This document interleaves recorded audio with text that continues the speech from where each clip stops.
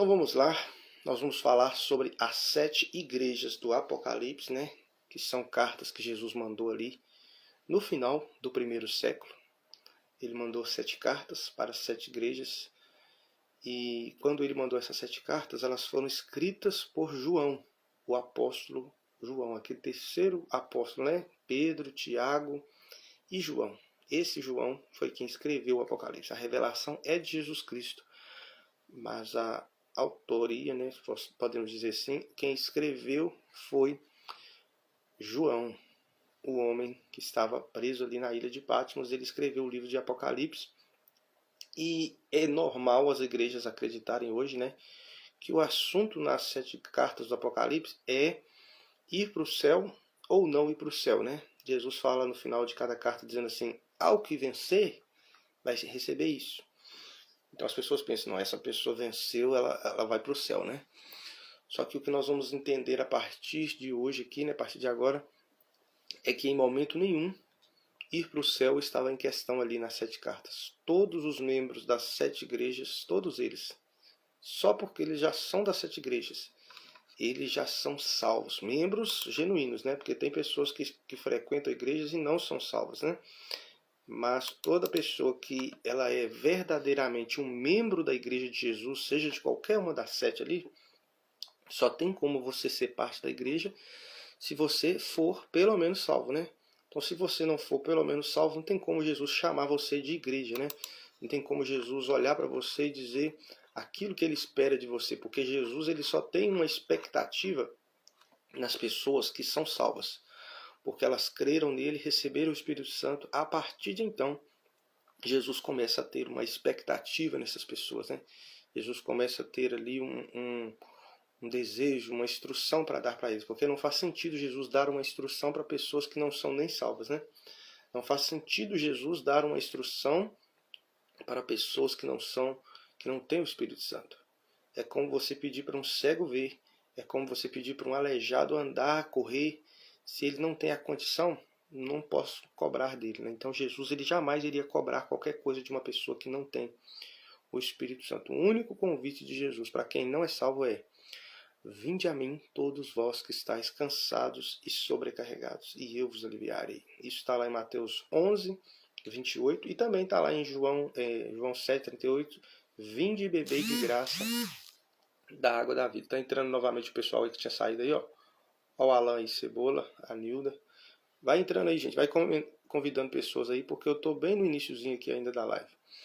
Então entenda, se Jesus olha o que diz no Apocalipse: ouça o que o Espírito diz às igrejas. Quem tem ouvido para ouvir, que ouça. Então não é a humanidade inteira que tem ouvidos para ouvir. Não é. Somente uma pessoa que nasceu de novo, somente uma pessoa salva, somente uma pessoa que foi selada pelo Espírito Santo no dia que creu, somente uma pessoa dessa, ela consegue ter a possibilidade de obedecer Jesus ou não. E geralmente a maioria dos cristãos, eles não obedecem, né? Geralmente a maioria dos cristãos, eles têm um nível de aprovação, né, abaixo da média, do padrão celestial, que é o suficiente para ser aprovado por Deus, né? Para dizer que é um servo bom e fiel, é a minoria, né? E para ser um servo ruim, um servo negligente, um servo que precisa de repreensão, é a maioria. Então entenda que toda vez que Jesus falou com as 7 igrejas, ele estava falando com pessoas salvas, porque só tem como você ser parte da igreja se você for salvo. Se você não for salvo, você não é da igreja. Então Jesus, o Espírito diz às igrejas. O Espírito não diz às pessoas. Está entendendo? Então a primeira coisa que você precisa saber das 7 igrejas do Apocalipse é que todas as pessoas que compõem ela genuinamente são salvas. É óbvio que é possível ter dentro da igreja congregando alguém que não é salvo. Mas Jesus não está falando com essas pessoas não salvas. Está falando com as igrejas. E as pessoas que compõem a igreja, elas têm defeitos, elas têm imaturidade, elas têm a necessidade de Cristo formado nelas, elas têm a necessidade de libertação pela palavra, elas têm a necessidade de crescer espiritualmente, elas têm a necessidade de crescer na graça e no conhecimento de Jesus. Todos, e por falta disso, por ainda poder crescer, por ainda necessitar de libertação, por ainda necessitar de um avanço espiritual, Esses cristãos, eles vão cometer vários erros. Eles vão cometer vários pecados. Eles vão cometer vários erros doutrinários. E quando Jesus contempla isso, ele exorta a igreja a mudar. Ele exorta a igreja a se arrepender. E você precisa entender que existem dois tipos de arrependimento na Bíblia. Você precisa entender que existem dois tipos de arrependimento na Bíblia. Existe o arrependimento do ímpio, que é a pessoa que está chegando no Evangelho, a pessoa que está chegando para Jesus, ela crê no Evangelho e se arrepende dos seus pecados. Ela é salva, né? Nesse dia ela é salva, mas ao longo da caminhada cristã, nós que somos cristãos erramos em muitas coisas. João diz que tropeçamos em muitas palavras. E sempre que você peca novamente, é necessário, né, que você se arrependa, não para ser salvo novamente, né? Porque se você foi tornado filho de Deus, não tem como você deixar de ser. Então, automaticamente, o arrependimento na vida do crente não é para manter a salvação e nem para ganhá-la novamente. O arrependimento na vida de um filho de Deus é para que ele possa reinar com Jesus. Por isso que Jesus falava com os judeus, né, que eram um povo de Deus já. Falavam para ele assim: arrependei-vos, porque o reino está próximo. Arrependei-vos, porque o reino, entendeu? Sempre o arrependimento para o povo de Deus, né, para quem já é de Deus, ele é um arrependimento para o reino, não é para a salvação. É lógico que tem um arrependimento para a salvação também, só que ele é o do ímpio. O ímpio se arrepende. Quando Jonas pregou em Nínive, eles se arrependeram, eles não eram salvos, arrependeram e eles tiveram aí essa experiência de chegar. Porque eles creram, porque creram, se arrependeram, entendeu? Não é se arrependeram porque não é se arrependeram por, não é o contrário, não é creram porque se arrependeram. O ímpio ele crê, então ele se arrepende, porque não faz sentido eu me arrepender se eu não criar em algo. Então quando eu creio em Deus, quando eu creio no Evangelho, quando eu creio na mensagem profética que foi liberada, porque eu creio, eu me arrependo e nesse dia a pessoa é salva. Só que e ela é selada pelo Espírito Santo, ela é tornada filho de Deus, ela a partir de então vai morar no céu. Só que a partir daí a pessoa erra de novo, a pessoa comete pecados, seja de palavras, de pensamentos, de atitudes, e por causa desses pecados Deus requer que ela também se arrependa. Só que aí já não é o arrependimento para salvação, é o arrependimento para branquear as vestes. O primeiro arrependimento é para você conseguir as vestes. O segundo arrependimento é para você branquear as vestes. Você consegue ver a diferença? No primeiro, você não tinha as vestes. Você creu, se arrependeu. Nesse mesmo, na verdade, é antes do arrepender, né? Você crê, a Bíblia fala: quem crê de coração, confessar com a boca, será salvo. Quando o carcereiro falou com Pedro, ou Paulo, né? Que faremos? Ele disse: crê no Senhor Jesus e será salvo tu e tua casa. Porque ele era selado pelo Espírito Santo, o arrependimento vinha, né? Ele era convencido do pecado e então se arrependia. Então lá no mundo espiritual ele recebe as vestes de salvação. A partir da salvação, quando a gente peca, as vestes são sujas e elas precisam ser limpas. Por isso que a Bíblia diz: branquearam as suas vestes no sangue do Cordeiro. Aquela pessoa que confessa o sangue de Jesus sobre a sua vida depois de salvo, para quê? Para que ela seja limpa de todo pecado. 1 João 9 diz que aquele que confessa o seu pecado alcançará. Jesus é fiel e justo para nos purificar de toda injustiça. Não é purificar ali para te salvar, porque você já é salvo se você creu lá no início. Você é purificado ali no sentido de branquear as suas vestes. Você é purificado ali no sentido de ter a sua vida limpa por Jesus. Deixa eu só dar uma conferida aqui, né?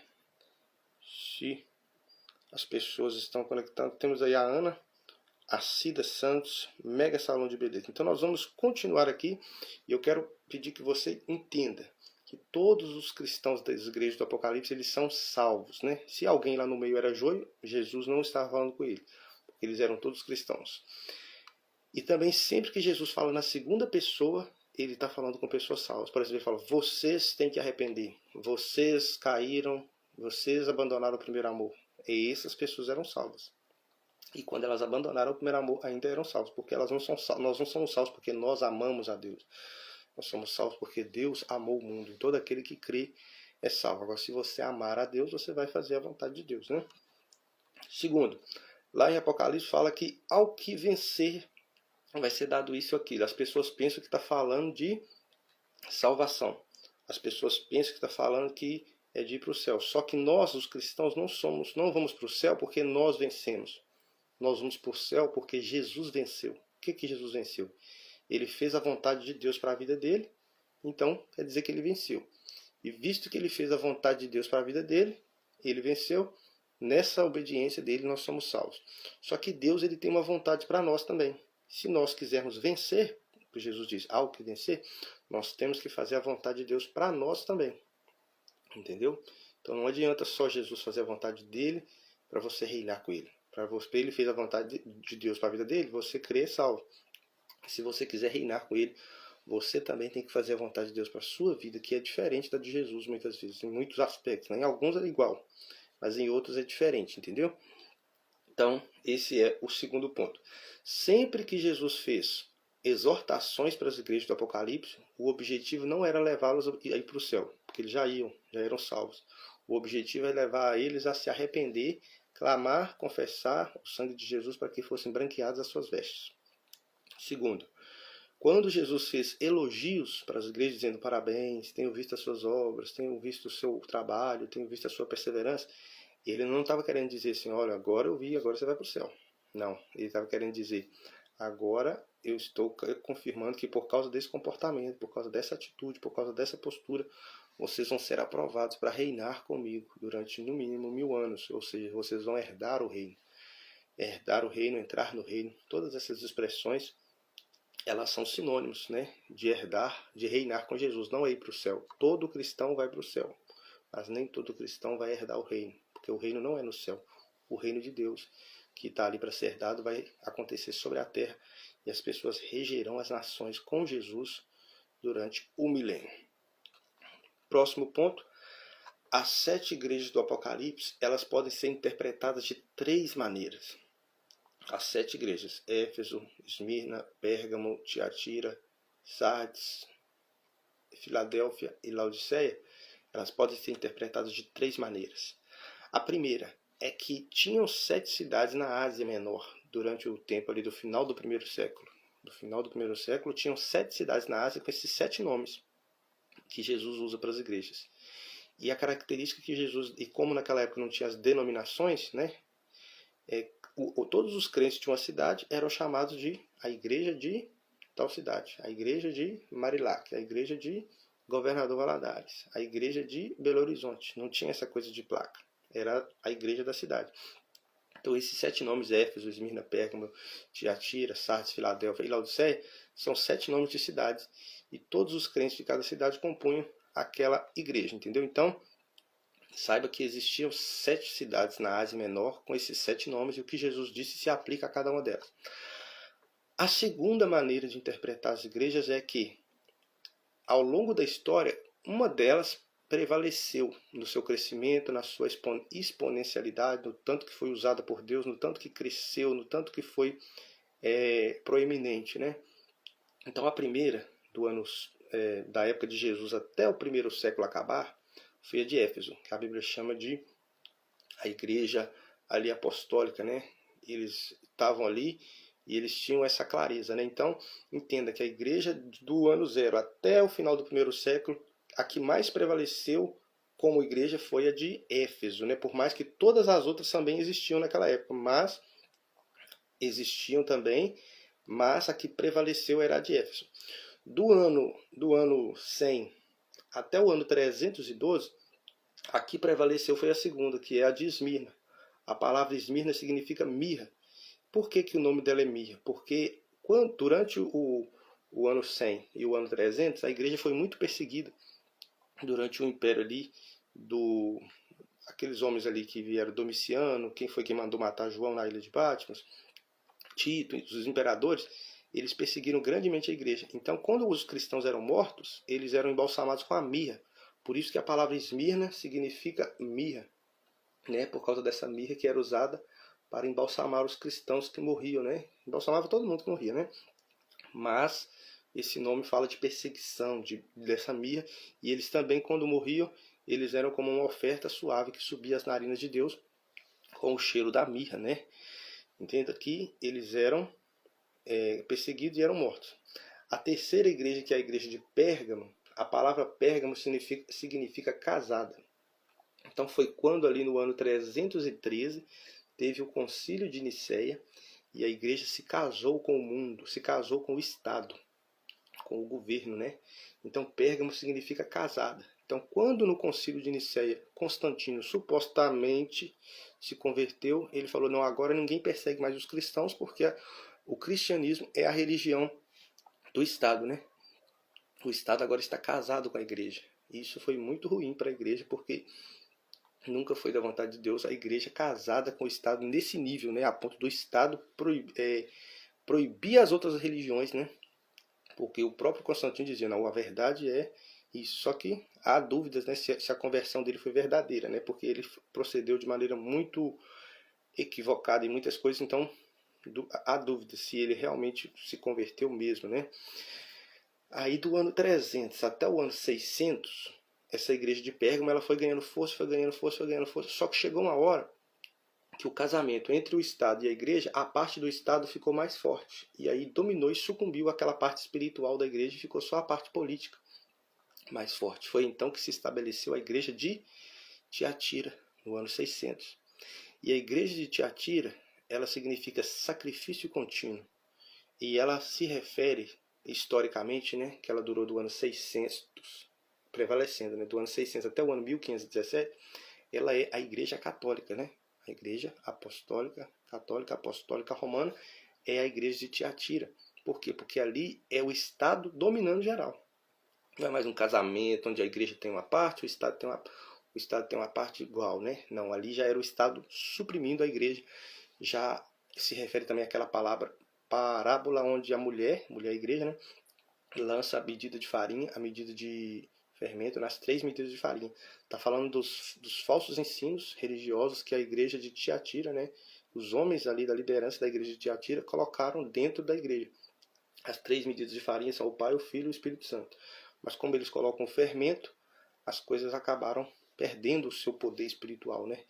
Então, ela durou ali até 1500, prevalecendo. Durante todas essas eras, sempre tinha de todas as igrejas, mas a que prevaleceu do ano 600 até o ano 1517 foi a igreja de Tiatira, a igreja católica. Você que está assistindo essa live ao vivo e gravada, precisa saber que dentro da igreja católica, hoje e sempre teve pessoas salvas, pessoas que creem verdadeiramente em Jesus e por isso são salvas. Tem defeitos teológicos? Muitos. Tem coisas para ser corrigidas? O próprio Jesus corrigiu lá. Mas você não pode acreditar que todo esse povo que morre está indo para o inferno. Porque do jeito que nós, né, eu não, mas muitos evangélicos dizem, eles falam como se todos os católicos fossem para o inferno, né? Morreu sem passar por uma evangélica, vai para o inferno. E a verdade é que não tem cabimento, né? Já pensou? Esse povão todo aí que está morrendo, morreu de Covid, morreu ao longo dos anos, e todo mundo para o inferno. Não faz sentido isso. A verdade é que se tem idolatria, né, que é o principal pecado que é acusado, né, a igreja de Tiatira, a igreja católica, a Bíblia diz que os idólatras não herdarão o reino. Não diz que não serão salvos, porque uma coisa é ser salvo, outra coisa é herdar o reino. Todo cristão, filho de Deus, verdadeiro, vai ser salvo. Mas por causa de um erro ou outro, ou de vários, a maioria dos cristãos não vão reinar com Jesus, ou seja, não vão herdar o reino. Então, acredite, existe muita pessoa salva lá dentro. Tem pessoas que não estão salvas que estão lá dentro? Tem também. Mas tem também nas igrejas evangélicas. Só que a direção de Jesus é para quem é salvo. Ele diz, o Espírito diz às igrejas. Se a igreja é salva. Não está falando com o joio. Não está falando com quem vai nascer de novo. Ele está falando com quem já é nascido de novo. Então entenda que dentro da igreja católica, hoje, ao longo da história, sempre teve, mesmo na época de Jesus, que eu falo daqui a pouco, sempre teve pessoas salvas, né? E geralmente é a maioria. Eu me arrisco a dizer que é a maioria. Assim como nas igrejas evangélicas também. Pouquíssimos são os joios e pouquíssimos também são os aprovados, né? Os que são, Deus fala, não, parabéns, você vai reinar comigo. É a minoria também. A grande maioria dos cristãos, tanto na igreja evangélica como na católica, eles só são salvos pela graça de Deus, porque é pela graça mesmo. Se fosse pela obediência, pelo bom comportamento, pela fidelidade e dedicação nas práticas espirituais, a maioria dos cristãos não seria salvos, né? Mas graças a Deus que a verdade é que nós somos salvos pela graça de Deus por meio da vida obediente de Jesus. Então, se alegre nesse fato, né? E passe a ter uma visão diferente da salvação. Não veja ela sobre os seus ombros como tendo que mantê-la, consegui-la e mantê-la.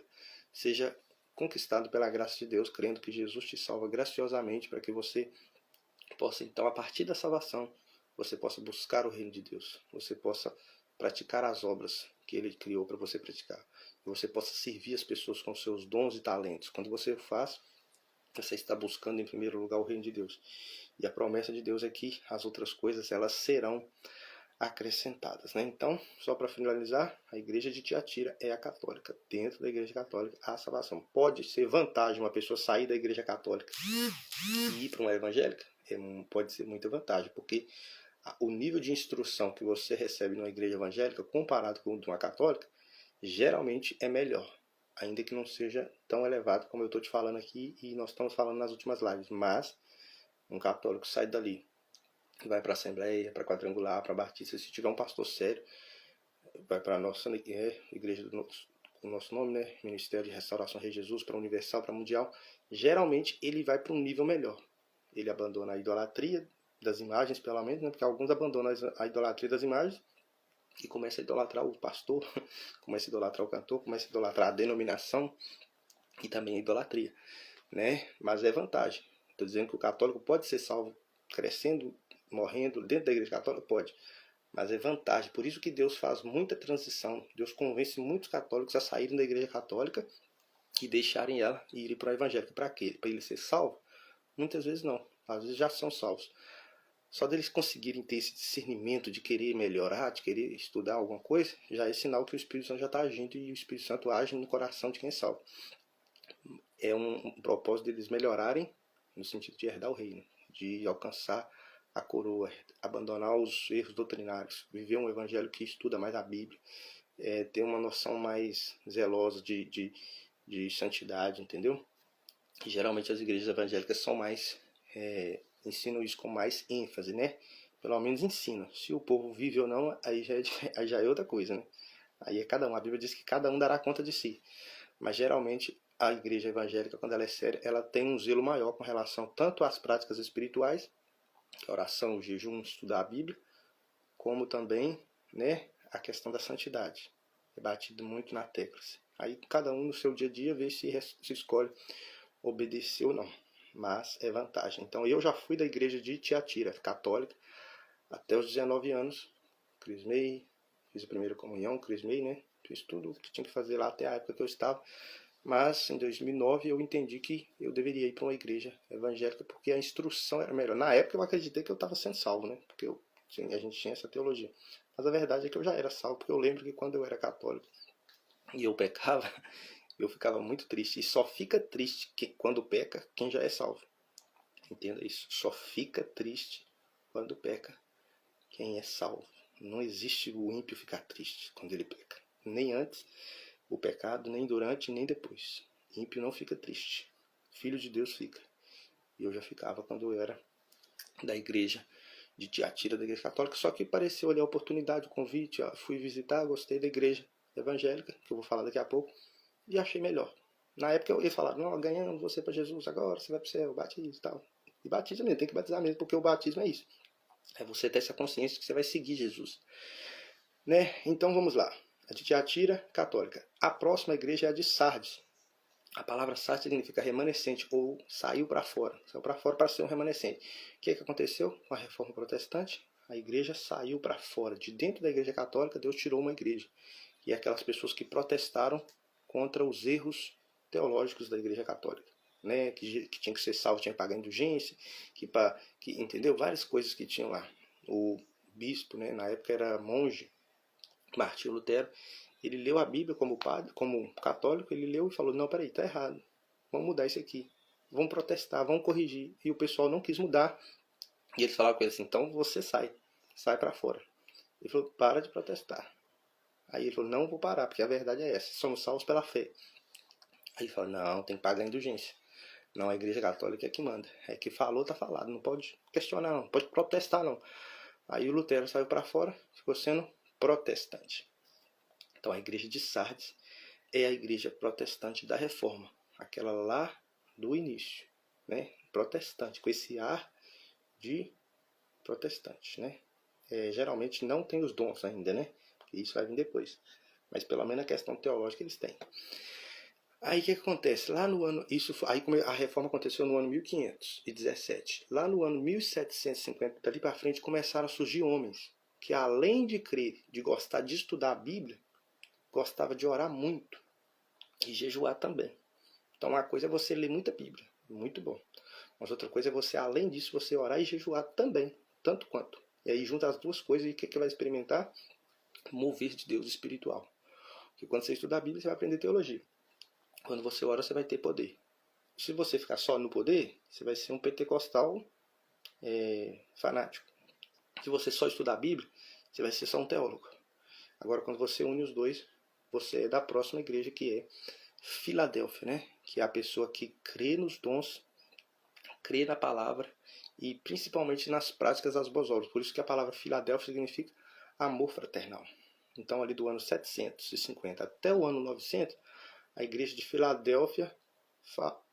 Agora acho que fica... O que é isso aí? Charles está mandando aí. Então, a igreja de Filadélfia é essa igreja. Eu vou falar alguns nomes que você já deve ter ouvido falar. Charles Finney, um homem chamado D.L. Moody, George Whitefield, aqueles caras ali que foram grandes pregadores, John Wesley. Eles não iam só com a teologia, eles jejuavam para fazer a obra de Deus. E isso dava poder. Por causa do poder acontecia o avivamento, entendeu? Você não tinha isso com Calvino, não tinha isso com Lutero, dons espirituais, entendeu? Dons assim, talvez tinha, mas era muito raso. Então, e outra coisa da igreja de Filadélfia, estudava muito a Bíblia, então foi ali na igreja de Filadélfia que Deus restaurou essas verdades, de que salvação e reino é diferente, uma coisa é ser salvo, outra coisa é entrar no reino. Voltaram a falar da volta de Jesus, voltaram a falar que tinha muitas doutrinas, entendeu? Que precisavam ser estudadas. Então, por quê? Porque eles eram tanto da oração, do jejum, mas também da palavra. Então, por isso era a igreja de Filadélfia, amor fraternal, amor entre os irmãos. E até na época de Watchmania ali, eu creio que, lembrando que durante cada uma dessas, as outras continuavam existindo em qualquer lugar do mundo. Só que uma prevalecia. Nessa época foi a Filadélfia que prevaleceu. E por último, a igreja de Laodiceia, que significa direitos do povo, que Jesus disse. Ela diz que é rica, diz que tudo tem, mas na verdade é desgraçada, miserável, pobre, cega e nua. Ou seja, é a igreja da teologia da prosperidade. É a igreja que o foco dela é você ir para a igreja para receber uma bênção, receber um milagre, receber uma cura, receber uma revelação, receber um livramento. Né? Sempre você está indo com um pedido de oração. Você não tem aquela mentalidade, estou indo para adorar a Deus. Eu estou indo buscar o meu milagre. Estou indo buscar uma bênção. Não tem nada de errado buscar uma bênção, porque o Deus é abençoador. Mas isso não pode ser o carro-chefe. E hoje na televisão e nas grandes igrejas das denominações tem se batido muito na tecla da prosperidade. Deus concorda que o crente deve prosperar. Salmo diz que Deus se alegra na prosperidade do seu servo. Mas esse não deve ser o carro-chefe de nenhuma igreja. O carro-chefe sempre deve ser buscar em primeiro lugar o reino de Deus. As práticas espirituais, a diligência com a busca pelo Espírito Santo para receber instrução e graça para cumprir o chamado. Tendo isso em primeiro lugar, aí você pode prosperar, você pode crescer, você pode avançar, você pode ser um investidor, você pode ser um empresário, mas em primeiro lugar o reino de Deus. E nas igrejas de Laodiceia, o foco é você ser bem-sucedido financeiramente. O foco é você ser rico. E eles falam, não, você vai ganhar para investir no reino, sabe? Para parecer que o negócio fica maquiado. Não, aqui a gente fala de prosperidade, mas é para você investir na obra, para você investir em missões, para maquiar, sabe? Aí não fala de santificação, não fala de jejum, não fala de você ter aquele zelo pela palavra, aquele hábito de ler sempre, aquele hábito de perdoar, né? Que é mais importante, manter o coração limpo, né? Não tem problema nenhum você ter carro, casa, essas coisas. O problema é colocar isso na frente. E na igreja de Laodiceia, isso é colocado na frente, a prosperidade. Você vencer na terra é a prioridade. E na verdade que nós devemos vencer primeiro no céu. Jesus disse, há o que vencer. Não é o que vencer na vida, prosperar, ganhar dinheiro, conquistar a liberdade financeira, faturar 5 dígitos, 7 dígitos, nada contra isso. Quando Jesus fala há o que vencer, ele não está falando vencer na vida. Ele está falando de você vencer no céu. Vencer aqui nessa vida, mas diante de Deus, segundo o padrão de Deus. E aí Deus vai te dar graça para vencer na vida também, né? Que é prosperar, ter a provisão, porque Jesus disse que as outras coisas não serão acrescentadas. Então, eu falei 2 aspectos das igrejas. O primeiro é que tinha 7 cidades na Ásia, né? Com esses 7 nomes. O segundo é o histórico, que é isso que eu falei, que ao longo dos anos, cada uma delas cresceu mais. dominou mais. E o último estágio o terceiro e último, é que toda pessoa que é salva, toda pessoa que se achega a Jesus com fé, desde a época de Jesus, se encaixa melhor em uma das 7. Você entendeu? A pessoa se encaixa melhor em uma das 7. Por causa da maneira que ela crê, da maneira que ela se comporta, da maneira que ela reage, ela se encaixa em uma das 7. Então eu até separei aqui, ó, algumas características, né? Por exemplo, você lembra que Nicodemos, ele era um homem que João fala dele dizendo assim, ó, ele era discípulo de Jesus, mas escondido, porque ele era senador e ele não queria perder o cargo. Ou seja, ele era um cristão casado com o mundo. Ou seja, ele era Pérgamo, porque Pérgamo significa casado. Você vê que lá na época de Jesus já tinha Pérgamo, a igreja de Pérgamo, membros dela, porque pessoas que é casada com o mundo. Já viu aquele crente Raimundo? Pé na igreja, um pé no mundo? É Pérgamo. É a pessoa que tá firme na igreja, nunca falta. Mas se tiver uma festa, ele tá lá também. Se tiver tudo que tiver no mundo, ele vai. Mas ele no domingo ele tá lá, firme na igreja. Talvez vai até durante a semana. Porque ele é crente Pérgamo. Ele é casado com o mundo. Não é bom isso. O jovem rico, a igreja de Laodiceia fala muito da prosperidade. Aquele jovem rico chegou até Jesus com um coração sincero, amando Jesus, querendo seguir Jesus. Só que ele não estava disposto, ele amava mais o dinheiro. Então ele se encaixa melhor na igreja de Laodiceia, né? Que é a igreja da teologia da prosperidade, que vê os bens materiais com muita ênfase, né? E olha que interessante. Uma mulher chegou para Jesus e falou assim, com Jesus, diante de Jesus, ela falou assim, ó, bem-aventurado o seio que te amamentou. Peraí, o que essa mulher está falando? Ela está diante de Jesus e exaltando Maria. Quem é que amamentou Jesus? Maria, certo? Coloca para mim no comentário aí, de qual igreja que você acha que essa mulher era? Uma mulher que tendo Jesus ali para ela adorar, para ela exaltar, ela escolheu exaltar Maria. De que igreja da 7 que ela era? Põe nos comentários aí, vamos ver se vocês estão ligados. Deixa eu ver aqui. Quem lembra dessa passagem que a mulher chegou para Jesus e falou, Jesus, bem-aventurado os seios que te amamentaste. Vocês estão ligados aí, gente? Nos comentários ou não? Quem pode comentar aí? Eu não sei se está dando delay, né? Talvez vai demorar um pouquinho chegar o meu áudio aí, talvez vocês vão demorar a responder. Mas a igreja de Tiatira é a igreja católica. Olha para você ver, na época de Jesus, antes dele morrer, já tinha pessoas com esse coração católico. Esse coração de pôr Maria muito acima do necessário, da vontade de Deus. Por quê? Porque ela estava diante de Jesus, ela poderia falar, tu és o Filho de Deus, tu és magnífico, tu és glorioso, tu és bem-aventurado, tu és Salvador.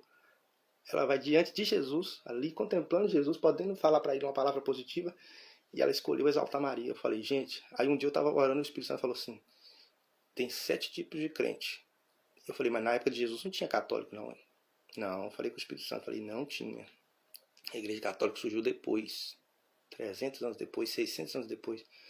O Espírito Santo pôs na minha mente, não, sempre teve católico. Por mais que não tinha uma instituição, sempre teve gente católica. Eu falei, como? Aí me veio esse texto na mente. A mulher diante de Jesus exaltando Maria. Eu falei, é católica, essa não tem como não. Essa era católica mesmo. Se tivesse aqui, ela ia lá para Aparecida do Norte, ela ia rezar o texto, ela ia fazer promessa, ela ia ser católica. Mas que crê em Jesus. Só que dá para Maria uma ênfase acima da necessidade. Aí Jesus parabeniza ela, sim ou não? De maneira nenhuma. Jesus diz, antes bem-aventurado é aquele que ouve essas minhas palavras e faz a vontade do meu Pai que está no céu. Você vê que Jesus poderia falar assim, é mesmo, minha mãe é top, minha mãe é maravilhosa, minha mãe é digna de toda exaltação, é isso mesmo, bem-aventurado, maravilha. Não. Por mais que Maria era bem-aventurada mesmo, não tem nada, que problema ela ser bem-aventurada. Jesus, bem-aventurados os limpos de coração, bem-aventurados os mansos, bem-aventurado isso e aquilo. Certamente Maria era bem-aventurada, sem dúvida.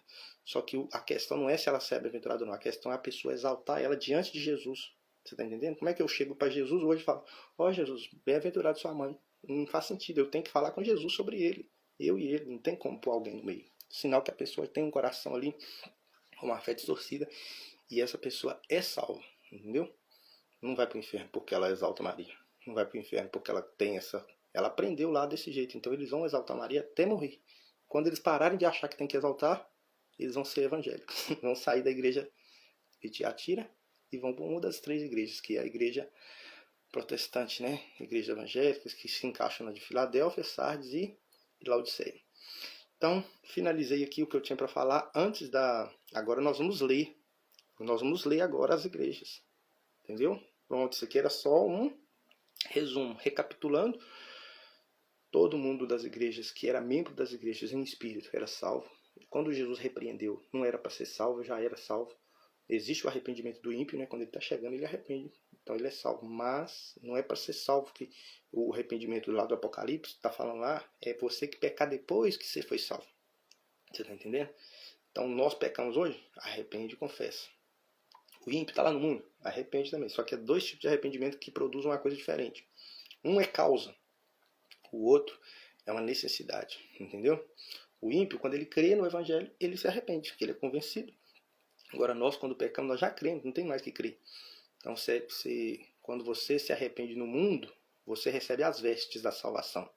Quando você peca na igreja e se arrepende na igreja, você branqueia as suas vestes, porque quando você peca, você suja as vestes. Você viu a diferença? Sim ou com certeza? Todo mundo ligado aí, né? Então, vai comentando aí, gente. Se vocês ficarem comentando, eu fico mais satisfeito. Porque hoje não tem ninguém para me chamar ao vivo aqui, não. Para me falar comigo, não. Mas eu quero acreditar que vocês estão entendendo. Vocês estão comentando aí, tá dando para entender que tá dando tudo certo. Então, finalizei essa parte aqui. E também quando Jesus disse, ao que vencer não é ir para o céu. Vencer é porque você cumpriu a missão de Deus para sua vida. Você quer vencer? Cumpre a missão de Deus para sua vida. Jesus venceu. Porque ele venceu quem está em Cristo, não há condenação. Ele venceu. Agora, se você quiser vencer também, ser chamado de vencedor, você tem que cumprir a missão de Deus para sua vida. Então, todas as 7 igrejas, elas têm 7 pontos nas cartas. Primeiro, ela tem um endereço, né, para quem que ela está falando, endereço. A igreja de Éfeso, a igreja de Esmirna, a igreja de Pérgamo. Segundo, uma citação de um ou mais dos atributos do autor, que é Jesus. O autor, no caso assim, quem está falando, quem anotou foi João, mas quem falou foi Jesus. Aí vai falar uma característica de Jesus, ou mais de uma, para saber de quem está falando. Em cada uma tem um pouco da revelação de Jesus. Então, se você quer conhecer Jesus, não tem como ficar de fora da igreja. Ah, eu sou crente, mas eu fico em casa. Você não vai conhecer Jesus, porque Jesus se revela por meio da sua igreja. Toda defeituosa como ela é, mas ele se revela por meio desses crentes. Quando eu falo crentes, pessoas salvas, pessoas que creem em Jesus, incluindo os católicos, genuínos, cristãos. Terceiro, uma afirmação do seu completo conhecimento das ações destinadas. Jesus fala, eu conheço as suas obras. Estou vendo o que você faz. Então você que está assistindo aqui, ó, Jesus sabe exatamente tudo que você está fazendo. De bom e de ruim. Não tem nada que escapa do olhar dele. A Bíblia diz que tudo está patente aos olhos daquele com quem nós temos de tratar. Quarto, uma descrição do estado de cada um. Se a igreja está bem, se ela está mal. E aí Jesus vai fazer elogios, vai fazer uma promessa, ou ele vai censurar, ou ele vai repreender. Vai falar o que tem que falar. O que está certo, o que está errado, o que é bom, o que é ruim. Por quê? Porque Jesus parabeniza quem acerta e repreende quem erra. Mas os dois são cristãos, salvos pela graça de Deus. E a repreensão não é para eles ir para o céu. A repreensão é para eles se arrependerem, branquear suas vestes e ir para o reino, herdar o reino, coroa e tal. Quinto ponto, uma alusão à sua vinda prometida e o caráter que assumirá para as pessoas. Para uns, Jesus vai vir como um ladrão. Para outros, ele vai vir de maneira... a pessoa vai ficar satisfeita. Para uns, ele vem e deixa para trás.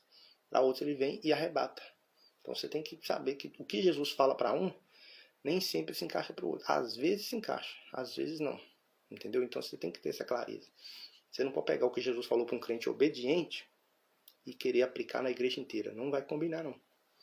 Ah, Jesus falou que vai poupar da tribulação, então a igreja vai ser poupada da tribulação. Não. Ele prometeu isso para a igreja de Filadélfia, que é quem é zeloso tanto do estudo bíblico, como das práticas espirituais e das boas obras. Essas 3 coisas. Estudo bíblico, práticas espirituais, jejum e oração e boas obras. Que é, no caso, as boas obras, na verdade, é cumprir o seu chamado. Você não pode sair por aí ajudando os pobres e achar que chega para Deus no final e falar, Deus, cadê meu galardão? Eu fiz ajudar os pobres. Não é isso que ele está falando. Embora isso seja bom também. Mas é você, as boas obras mesmo são as que Deus criou para você fazer. Não adianta você alimentar 1000 pessoas no Brasil se Deus queria você lá na África. Você não vai ser aprovado. Não adianta você ir lá para a África alimentar aqueles menininhos, pequenininhos lá, que tem aquela barriguinha assim, que eu tinha também quando eu era pequeno. E Jesus fala, não, mas você tinha que ter sido empresário e você ficou aí querendo ir para a África. Eu queria você empresário para sustentar a minha igreja através de milhões de reais. Entendeu? A questão é fazer a vontade de Deus, não é fazer a sua vontade. Qual a diferença entre o católico com boas obras e o evangélico sem obras? Sou filho causador de desordem. Olha o Charles aí, o que o Charles já está causando aí nos comentários aí. Na verdade, eu conheço vários católicos e vários evangélicos, porque fiquei 19 anos na igreja católica de Tiatira e eu já estou há 13 anos nas igrejas evangélicas, né? Tanto de quando eu saí, quando eu fui para uma outra, agora que eu estou na que eu sou pastor, eu conheço católico. Eu já tive uma patroa católica que eu vou falar com você, né? Acho que eu nunca vi um crente, gente boa, daquele honesto e correto e certo com as coisas igual aquela mulher. Mas a imagem estava lá na casa dela. E ela dobrava o joelho e orava. Né? Então vamos crer, né? Que Jesus é quem vai julgar os irmãos. Sexto, um comando universal para ouvir. Quem tem ouvidos, ouça. Né? Quem tem ouvidos, ouça. O que o Espírito diz às igrejas. E por último, uma promessa para quem vencer. Esse é o corpo das cartas. Né? Então agora nós vamos ler. Quem aí quer fazer algum comentário? Tem alguém aí que quer aparecer ao vivo aqui? Eu te chamo aqui, você aparece aqui. Você vai ficar salvo aqui na live aqui. Sua imagem. Se você tiver passado perfume, tiver cheiroso aí para aparecer aqui na filmagem, você pode aparecer aqui. Você colocar nos comentários. Então eu vou ler agora, né? Para caminhar para o final, agora eu vou ler as 7 cartas, amém? E vou lendo, comentando rapidinho qual foi com as 7 igrejas do Apocalipse. Mas antes de continuar aqui, eu quero dizer para você que eu já tenho um material muito preparado para você que quer estudar esse negócio todo e já está feito de maneira bem didática, e nós já temos 40 aulas. Então se você quiser, você me chama no direct aí do Instagram e fala assim: pastor, me manda aí aquele material. No módulo 1, eu resumo tudo que eu tenho para falar da Bíblia. Tudo. Já no módulo 1 você vai aprender o que você não aprendeu na vida toda. E aí se você quiser, você recebe os outros módulos lá através do que é proposto. Amém? Então, o estudo mais importante que você pode ter na sua vida é esse módulo 1 que nós temos. Né? Isso aqui é só um dos módulos que eu estou dando uma pincelada, que é o das 7 igrejas. Mas no módulo 1, eu ensino muita coisa e falo de maneira didática, porque tem o gráfico, né? Mostrando os versículos na tela, eu leio, comento o versículo, mostro, literalmente desenhando. Já viu quando a pessoa fala assim, isso aqui que eu desenho para você entender? É o que eu faço no módulo 1, eu literalmente desenho para a pessoa entender como que a Bíblia funciona. Entendeu? Então vamos lá, né? Ler as 7 cartas de Jesus no Apocalipse, né? Apocalipse capítulo 3, versículo 1. Ao anjo da igreja de Éfeso escreve: essas coisas diz, agora vai dar a descrição de Jesus, aquele que tem na mão direita as 7 estrelas, que anda no meio dos castiçais de ouro. As 7 estrelas, né? Está falando de Jesus. Ele tem na mão as 7 estrelas, né? Ele anda no meio dos castiçais. As estrelas são os pastores das igrejas, o anjo da igreja. E os castiçais são as igrejas. Então o que Jesus está dizendo? Jesus está sempre no meio da igreja. Né? Então é isso que ele quis dizer com isso. Ao anjo da igreja de Éfeso escreve: essas coisas diz aquele que tem a... coisa ali, né? Mas cadê o... Deixa eu voltar aqui. Aliás. Aqui, ó. Deixa eu... Cadê? Deixa eu voltar aqui. Ó, Jesus diz assim, ó. Aí ele termina, versículo 2: conheça as tuas obras, o teu trabalho e a tua paciência, que não pode suportar os que são maus, e ter paciência, e por amor do meu nome trabalhaste e não desfaleceste. Então tá falando aqui que a igreja de Éfeso, ela não era aquela igreja que via o mal e não se incomodava, via o aborto e não se incomodava, via a roubalheira e não se incomodava, via a corrupção e não se incomodava, via a mentira teológica e não se incomodava. Eles eram pessoas que não toleravam o mal, não. Se eles vissem o mal, eles questionavam, eles protestavam, eles reclamavam. Por quê? Porque eles tinham essa característica. Jesus disse: parabéns, isso é bom. Você viu a injustiça, fala, não fica calado, não. E eles tinham essa característica. Então Jesus parabenizou pelo bom trabalho deles, que é de não suportar o erro. Né? Eles eram legalistas no sentido positivo, né? E aí Jesus continua dizendo: no entanto, tenho contra ti que deixaste do seu lugar o seu candelabro. Peraí. No entanto, tenho contra ti porque deixaste o teu primeiro amor. O que é o primeiro amor? Aquele quando você crê no Senhor Jesus, você é salvo, você tem o seu primeiro amor. Geralmente ele é muito grande. Mas quando você se esfria na fé, você abandonou o primeiro amor. Então isso não é bom. É bom você estar cada vez mais firme, meditando na bondade, na graça de Deus, trabalhando para Ele, se relacionando com Ele. Por quê? Que aí você mantém no primeiro amor. Tem como voltar ao primeiro amor. Tem como abandonar também. Quem abandonou o primeiro amor ali não foi para o inferno. E nem iria. A questão ali, você não vai para o inferno porque você ama Jesus. Você não vai para o céu porque você ama Jesus, você vai para o céu porque você crê em Jesus. Agora, se você amar Jesus, você vai guardar os seus mandamentos, né? Então, eles abandonaram o primeiro amor porque eles encheram a sua mente de outras coisas. Lembra, pois, de onde caíste e arrepende, tá vendo? Eles eram salvos e Jesus está dizendo, arrepende. Pratica as primeiras obras. Não pode estar falando de salvação, porque a salvação, Efésios 2:8, não é pelas obras para que ninguém se glorie, certo? Então, virei a ti sem demora. Se não, virei a ti sem demora e tirarei o teu candelabro, se não te arrepender. O que Jesus está falando? Tirar o candelabro é eu parar de te usar. Parar de te dar oportunidades. Parar de me expressar através de você. Parar de ganhar pessoas através de você. Então, se você quer ser usado por Deus, você precisa ter amor por Deus. Entendeu? Senão, Jesus tira o seu candelabro. E o candelabro ali era um instrumento que dava luz. Se você tiver sem luz, sem revelação, sem clareza, como é que você vai servir a Deus? Não tem como. Mas tem istos que aborrecem os nicolaítas, né? Os nicolaítas, é a palavra nico, é uma coisa do grego aqui, não vou entrar nesse detalhe, quando você vê lá no curso você vai aprender. Olha, gente, tá entrando gente nova aí, ó. Marcos Ribeiro, Cauane Carvalho, Filma Pereira, tá entrando aí. Essas obras aqui dos nicolaítas, que os católicos, né, que a igreja de Éfeso tinha, quer dizer que eles tinham qual comportamento? Eles tinham, como eu posso dizer aqui, a obra dos nicolaítas, eles tinham assim aquela coisa chamada clericalismo, já ouviu falar? A gente manda, vocês obedecem, não questiona não. Isso é os nicolaítas. Jesus falou, vocês estão de parabéns, que vocês realmente vocês estão rejeitando os nicolaítas, vocês estão rejeitando o clericalismo. Não é só o pastor fala e todo mundo obedece, todo mundo tem que ler na Bíblia e tem que concordar. Se o pastor falar uma heresia, o povo tem que falar ao pastor, com muito carinho, falar ao pastor, eu acho que está errado, hein? Porque os nicolaítas, o que é os nicolaítas? O líder mandou, você obedece. O pastor, você vai casar, você tem que perguntar ao pastor se você pode casar ou não. Você vai mudar de cidade, você tem que perguntar ao pastor, como se o pastor mandasse na sua vida. Isso é coisa dos nicolaítas, dos que dominam sobre o povo. Não é a vontade de Deus que seja assim, que se domine sobre o povo de Deus. Amém? Continuando ali, né? Deixa eu ver de onde que eu estava. O anjo da igreja. Não, deixa eu voltar lá onde eu estava. Os nicolaítas também odeio. Lembra-te de onde caíste e arrepende. Pratica as primeiras obras, senão virei a ti sem demora e tirarei o teu candelabro. Mas tem que aborrecer os nicolaítas. Quem tem ouvidos, ouça o que o Espírito diz às igrejas. Ao que vencer, darei comida à árvore da vida que está no meio do paraíso de Deus. Faz as primeiras obras e então virei a ti sem demora. O que ele está falando? Está falando que a pessoa lá no milênio, durante o reino, ela vai ter o privilégio de comer da árvore da vida, que é o que Adão tinha direito no paraíso e rejeitou e foi comer da árvore do conhecimento do bem e do mal. Então, a árvore da vida fala de Jesus, ou seja, eles vão ter uma relação íntima com Jesus. Eles vão ter um acesso muito próximo de Jesus, por quê? Porque eles valorizaram, né, essa coisa que é você ter acesso a Jesus. Então, eles vão comer da árvore da vida. Isso fala de poder desfrutar da presença de Jesus. Para um, Jesus vai dizer, aparta-se de mim, ou seja, fica sem a árvore da vida. Para outro, Jesus vai dizer, vinde, amados do meu Pai.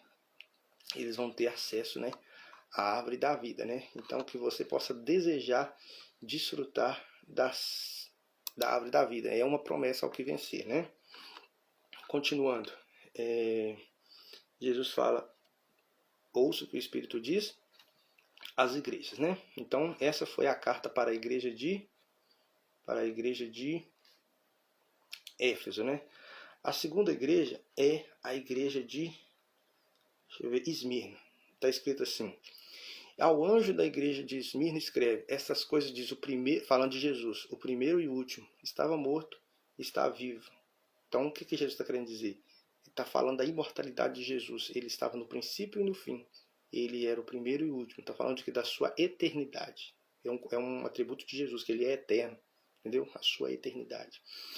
Aí vai falar da igreja agora. Conheça as tuas obras e a tua tribulação e pobreza, mas é rico. A pessoa não tinha muito dinheiro, mas Jesus está dizendo que é rico. Por quê? Porque ele era pobre de dinheiro, mas era rico em boas obras. Entendeu? Então, tem muita gente hoje que é pobre, que agrada a Deus. Que Deus até às vezes guarda, porque a pessoa também não tem um senso empreendedor, geralmente não vai ficar rico, né? E também não estuda para ter um bom emprego, mas pelo menos ele preocupava com as práticas espirituais. E Jesus disse, você é rico diante de mim. Não tinha dinheiro na conta, mas tinha depositado no mundo espiritual muitos muitas boas obras, né? Conheço a blasfêmia daqueles que se dizem judeus, não são, mas são sinagoga de Satanás. Esses judeus aqui, eles eram contra a igreja, eles perseguiam a igreja, por isso que Jesus chama eles de sinagoga de Satanás. Não temas as coisas que há de sofrer, que o diabo lançará alguns de vós na prisão, para que seja julgado, e tereis tribulações de 10 dias. Ser fiel até a morte, e dar-te-ei a coroa da vida. Tem muita gente que pensa que a coroa da vida ali é para ser salvo. Ah, você vai ter a coroa da vida que é porque você vai ser salvo. Não. Eu já falei na outra live que existem dois aspectos para a palavra reino e para a palavra vida eterna.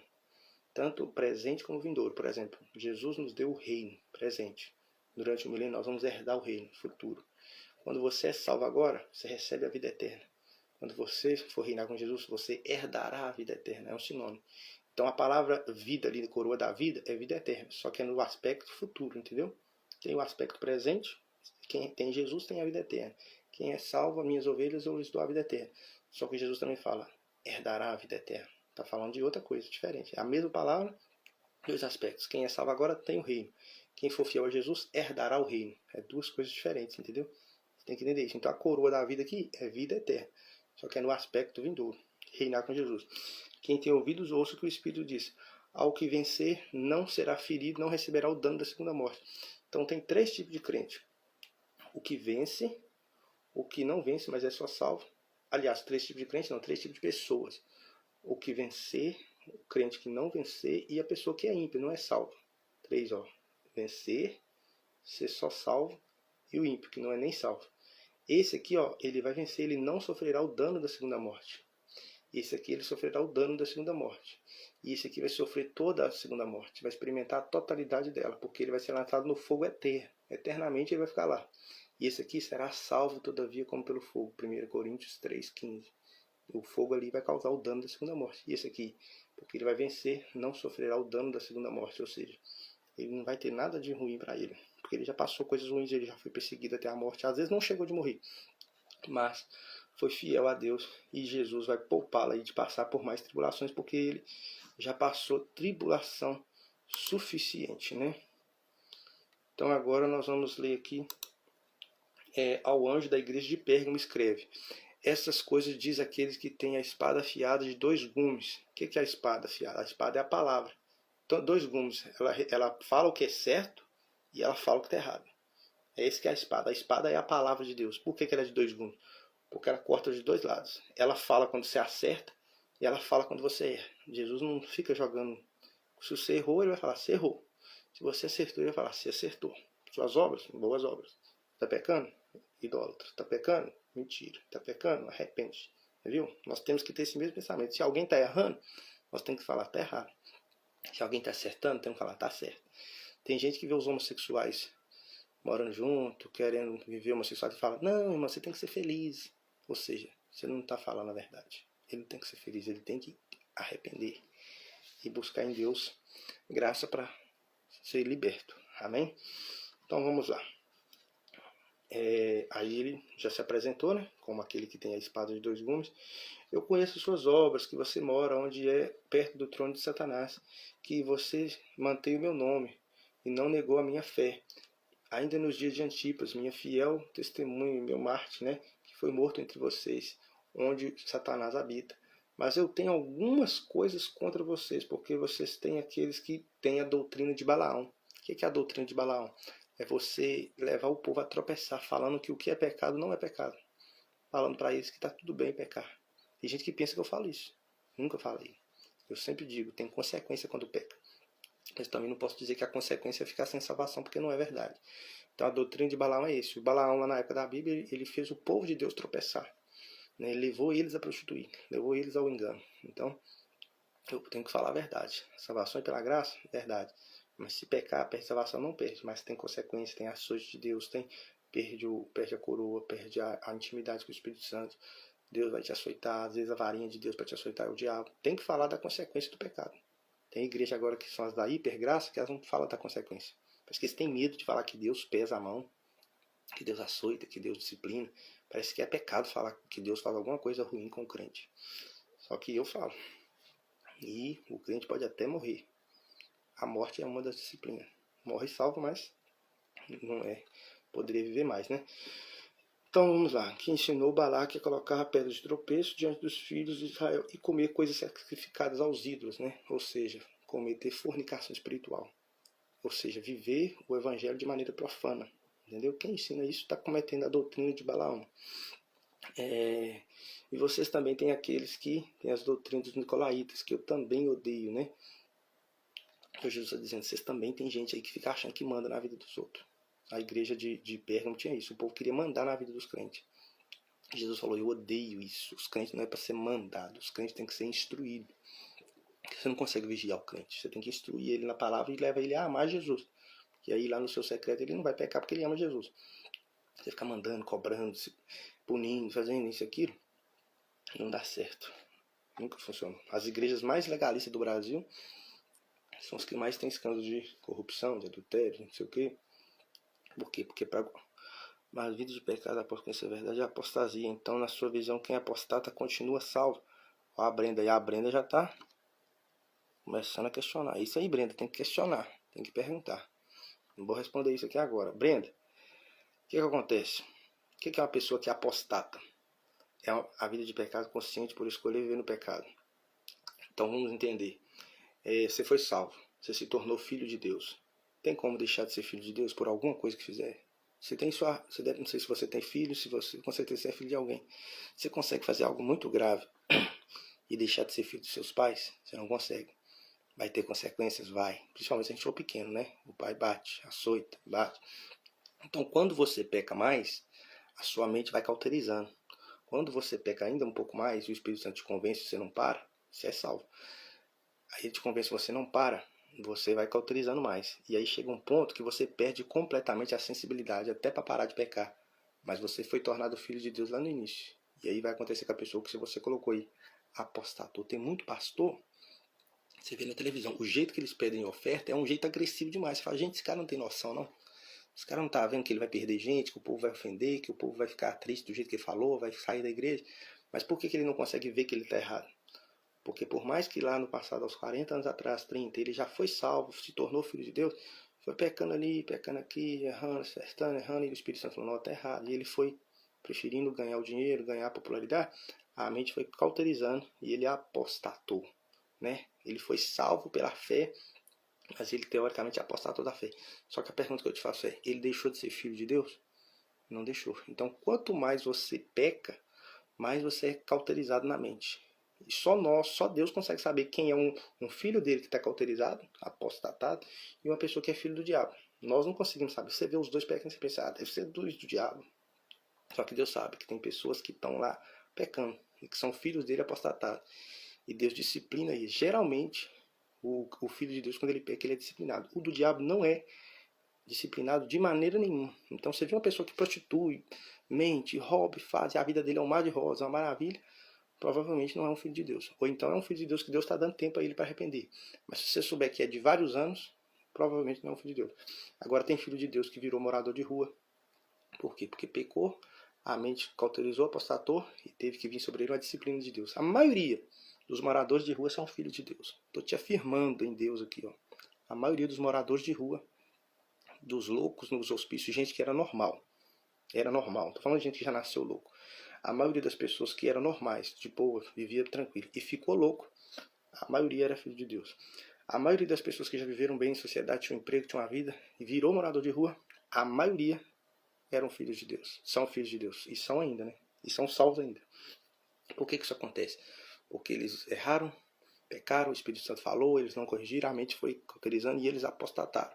Então eles não conseguem mais andar no caminho certo. A Bíblia diz que eles não serão dados o arrependimento, só que o arrependimento ele não é mais para salvação. Lembra que eu falei que tem dois arrependimentos, o do ímpio e o do filho de Deus. Então se Deus parar de agir na sua mente, meu filho, acabou.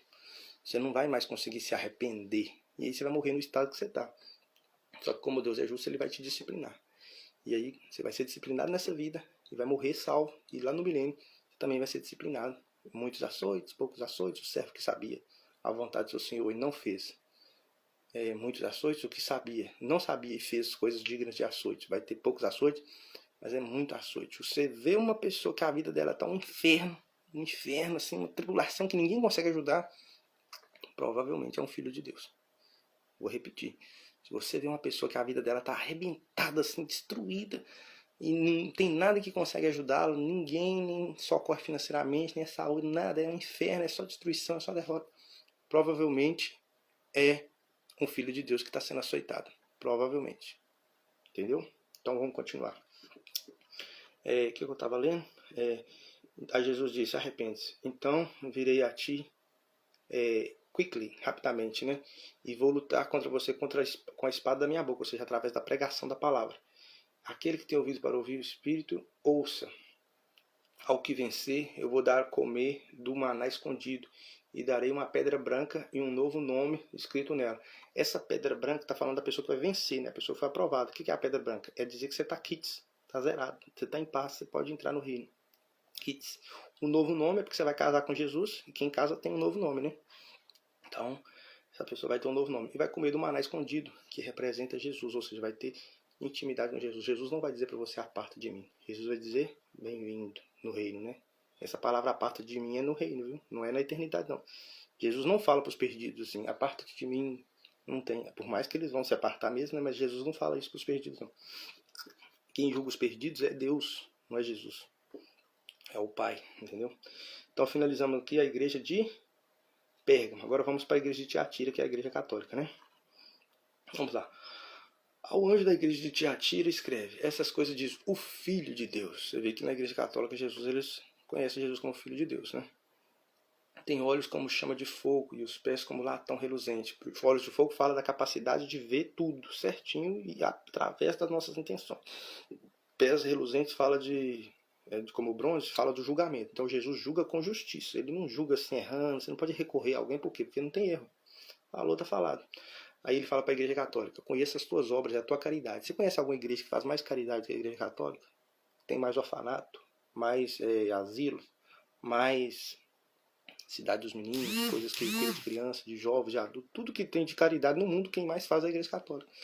Criaram várias, como que chama aquele lugar que o povo estuda? Várias faculdades, vários orfanatos, vários lugares que faz caridade. E Jesus reconhece a igreja católica como quem mais faz caridade. A única que Jesus falou da caridade foi a igreja católica, só que o problema é que muitos deles acreditam que a caridade vai salvá-los.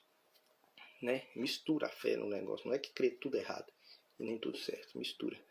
Aí Jesus fala, conheça a tua caridade, o teu serviço e a tua fé, a tua paciência e as tuas obras. E o último, ser mais que o primeiro, ou seja, a igreja católica está sempre criando coisas novas para abençoar o mundo, né, com caridade. Asilos, orfanatos, coisas assim. E Jesus reconhece. Não o bastante, tem algumas coisas contra ti. Agora Jesus vai falar da coisa errada. Lembra que eu falei que ele fala do certo, mas também fala do errado. Ele fala das caridades da igreja católica, te atira, mas também fala das coisas erradas. Agora ele vai falar das erradas. Não bastante tenho contra ti que deixa Jezabel, mulher que se diz profetiza, ensinar e enganar os meus servos para que se prostituam e comam do sacrifício da idolatria. Olha aí Jesus falando da idolatria. Você viu? E Jezabel ali fala de um espírito, né? Não é uma pessoa que tinha lá na época, é um espírito de Jezabel que fazia o povo ser inclinado à idolatria. Agora eu te falo, você já viu algum... Eu era um católico idólatra. Eu era, porque eu tinha a imagem. Jesus tem vários níveis de idolatria. Uma coisa é você... Jesus falou, não terás a imagem. Se você tem, é um nível de idolatria. Jesus falava, não se prostra... Deus falando, né, em Êxodo, não se prostrarás. Então, se você se prostra, você também é idólatra, num nível maior. Jesus falava, não terás por ela um respeito. Jesus não, sempre que eu falo Jesus aqui é Deus no Antigo Testamento. Se você tem a imagem de escultura como um respeito, uma reverência santa ali por um objeto, é idolatria. E tem o último e mais grave estágio da idolatria, que é você adorar a imagem. Entendeu? E eu não lembro se eu adorava não, mas eu tinha um grande respeito pelas imagens de escultura e fazia orações. Se você fazia, você também é idólatra, segundo as palavras de Jesus. Né? E os idólatras não herdarão o reino. Dá para ser salvo, mas não dá para herdar o reino. Então por isso que a maioria dos católicos, dos evangélicos hoje, são ex-católicos, porque eles entenderam, peraí gente, Jesus falou que idolatria, idolatria, idolatria, como é que nós vamos parar com esse negócio dessas imagens? Aí eles saem da igreja católica e vão para as igrejas evangélicas, né, para vencer a idolatria. E percebe que eles são ensinados a isso. Jesus fala, ela ensina vocês isso. Então, ninguém sabe, eu vou entristecer a Deus aqui adorando uma imagem, ou tendo uma imagem, ou me prostrando diante dela. Isso é ensinado, né? Por isso que Jesus não quer a doutrina dos nicolaítas, que você tem que questionar liderando, não é questionar brigando.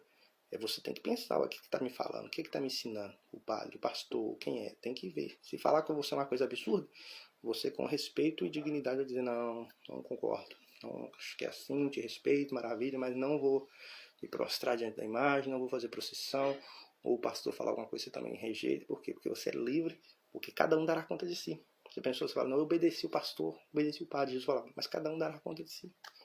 Entendeu? Então até para desobedecer você tem que ser sábio, porque sabem que cada um dará conta de si. Aí Jesus diz, dê espaço para que se arrependesse da sua prostituição, e ela não se arrependeu. A Igreja Católica, quanto tempo que ela já tem aí como instituição? Teve muito tempo para se arrepender, e não se arrepende, tá vendo? As imagens continuam lá, continua dobrando o joelho, continua exaltando Maria acima do necessário, né, do digno. Você acha que Maria viesse aqui hoje, ela ia gostar desse negócio? Maria era judia, né? Judeia ou judia? Judia, né? Do povo judeu, judia. Você acha que Maria era de um povo que detestava as imagens? Você acha que se ela viesse hoje, ela ia congregar na igreja católica, falando assim, não, é lá que eles me adoram, então eu vou lá. É a última que ela passaria na porta. É a última. Por quê? Porque ela era fiel a Deus. Como é que uma pessoa que é fiel a Deus no Antigo Testamento ia querer imagem? Se tem um trem que Maria não ia querer, era ficar sem católica. Porque ela ia falar, gente, vocês estão doidos? Deus abomina essas imagens aí. Vocês estão fazendo uma imagem minha? Ó, uma imagem de Jesus ali. Jesus nem era assim, mas vocês estão achando que era. Não vai dar certo. Maria não concorda com a idolatria, ela nunca foi idólatra, ela era uma mulher realmente bem-aventurada. Então ela não aceitaria as imagens e esculturas de maneira nenhuma, muito menos dela. Porque ela era fiel a Deus, né? Ó, o Charles falou aí, Charles, sou ele não, mas com certeza sim. Entendi nada. Ó, tem gente me chamando aqui. Ninguém me chama durante o dia, na noite, na hora da live eles me chamam. Continuando aqui, ó. Matarei os seus filhos e todas as igrejas saberão que eu sou aquele que sonda os entranhos dos corações de areia, cada um segundo as vossas obras. Você percebe que há uma espécie de morte espiritual? Você não vê um avivamento na igreja católica, a morte, porque Jesus traz o juízo, né? Eles próprios atraem a morte como? Dobrando o joelho às imagens, fazendo orações aos mortos. Quem? Maria é uma pessoa que está morta. Como é que eu vou orar para alguém que está morto? Como é que alguém que está morto vai abençoar alguém que está vivo? Por que Jesus nos abençoou? Ele morreu, mas ressuscitou. Está vivo, então pode nos abençoar. Se Jesus estava morto lá, naquele dia que ele estava morto lá, 3 dias, né? Aquele período ali ele não abençoava ninguém, não. Ele, para ele abençoar, ele tem que estar vivo. Ou vivo sem morrer, ou vivo ressuscitado.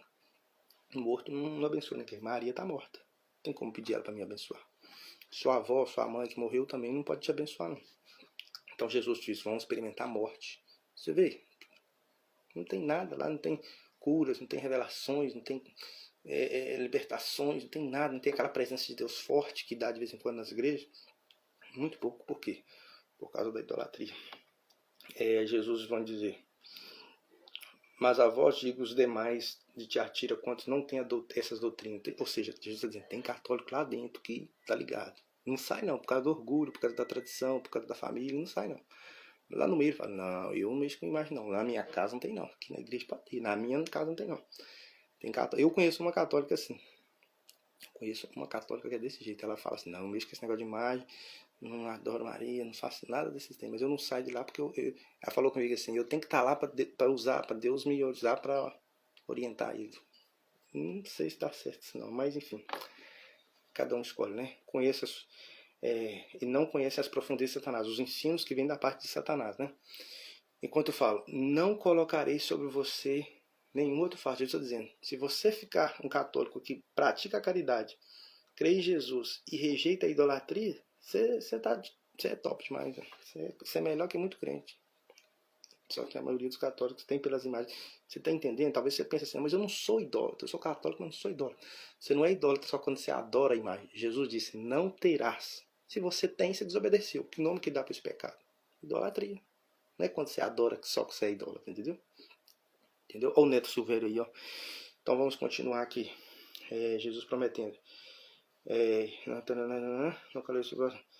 Mas o que já guardaste até... Guarda o que tu tens até que eu venha. Então tem católico que tem muitas boas obras para apresentar. Você acha que Madre Teresa de Calcutá não tinha boas obras, não? Aquela mulher saía lá da casa dela para ir lá na Índia, na cidade de Calcutá, que é o nome que foi dado, né? Para cuidar daqueles menininhos pretinhos, barrigudinhos, que é uma obra muito maravilhosa que ela fez, né? Aqueles meninos africanos ali. Se bem que era Índia, né? Não era africano. A Índia em qual continente? Agora bugou aqui. Mas enfim, a Índia eu acho que é Europa, né? Sei lá.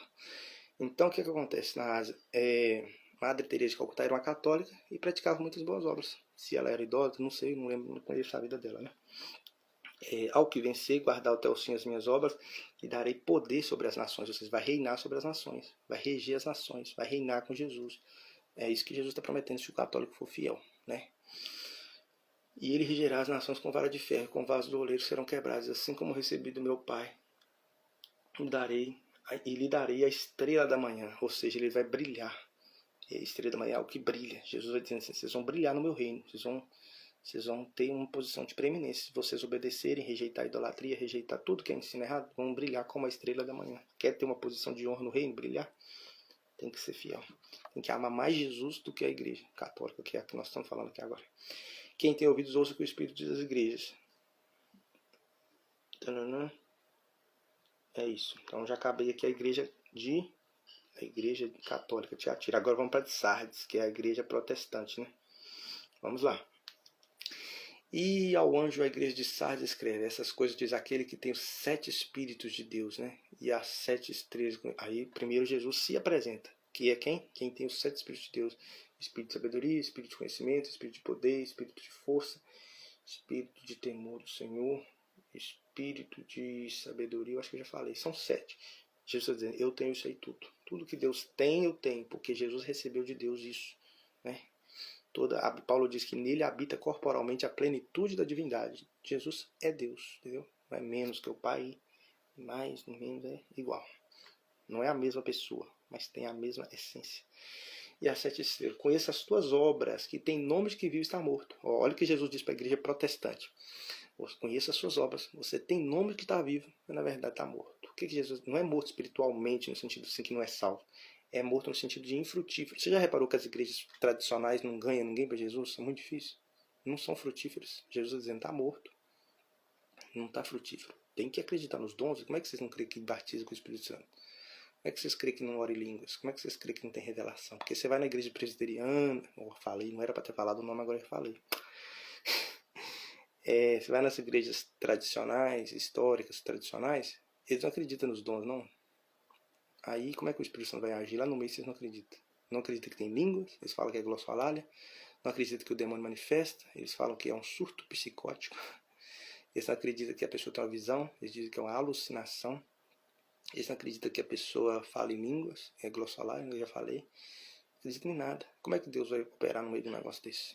Jesus está dizendo, vocês são protestantes, vocês gostam de ler muito a Bíblia, mas vocês estão muito incrédulos, vocês não estão crendo no poder, não, vocês têm que crer. Aí Jesus fala para eles, vocês têm nome de que está vivo, mas está morto. Morto ali não é sem salvação, não, morto é infrutífero, né? Igual o ventre de Sara, era dead, morto, barren, sem fruto, né? Infrutífero. Vigiai-vos e fortalecei os remanescentes. Lá dentro da igreja protestante tem um povinho que é fiel, que estão prestes a morrer, ou seja, ficar infrutífero também. Porque não achei as tuas obras perfeitas diante de Deus. Jesus está dizendo assim, vocês acham que porque teve a reforma protestante vocês estão abafando? Vocês acham que vocês são a última Coca-Cola do deserto? Vocês acham que porque vocês estudaram lá, Calvino, Lutero, vocês são os tops? Jesus está dizendo, tem coisa nova para revelar ainda. Só que o protestante tradicional ele é muito apegado, né? Ele não aceita que Deus traz coisas novas. Ele fala assim, não, é Lutero, é Calvino, é aqui, entendeu? Que Deus não parou com Lutero nem Calvino. Faz coisas novas. Lembra do que tens recebido e ouvido. Jesus está falando, mas vocês não leram na Bíblia lá que eu curo, que eu opero, que eu batizo com o Espírito Santo? Como é que vocês não creem? Está falando, lembra do que vocês têm ouvido e recebido. Guarda-te e arrepende-te. Se, portanto, não vigiares, virei a ti como ladrão, e não saberás a hora que virei sobre ti. O que é ouvir Jesus vir como ladrão? Está falando do arrebatamento. Do arrebatamento, Jesus não leva a igreja inteira. Jesus só pega os que vencem, os que são aprovados. Por isso ele vem como ladrão. Ele só pega o precioso.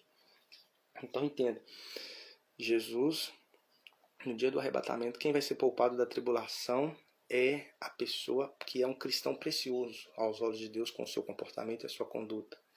Ele vai ser arrebatado e os outros vão ficar para trás, vão passar pela tribulação. Por isso que o povo pergunta, mas arrebata no meio, no início e no fim? Tem gente que vai no início, quem está aprovado. Tem gente que vai no meio, que é o restante da igreja. E tem gente que vai no fim, que é a gente que foi salvo só depois do início da tribulação, do anticristo mesmo ali, né? Do meio para lá. Então por isso que o povo confunde esses textos, entendeu? Ô Ana, o que você tá rindo aí? Todo mundo tá... O que eu falei que vocês estão rindo aí? Eu tô em qual igreja aqui? A igreja de Sartre, né? A igreja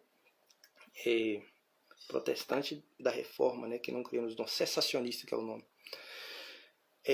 Tá.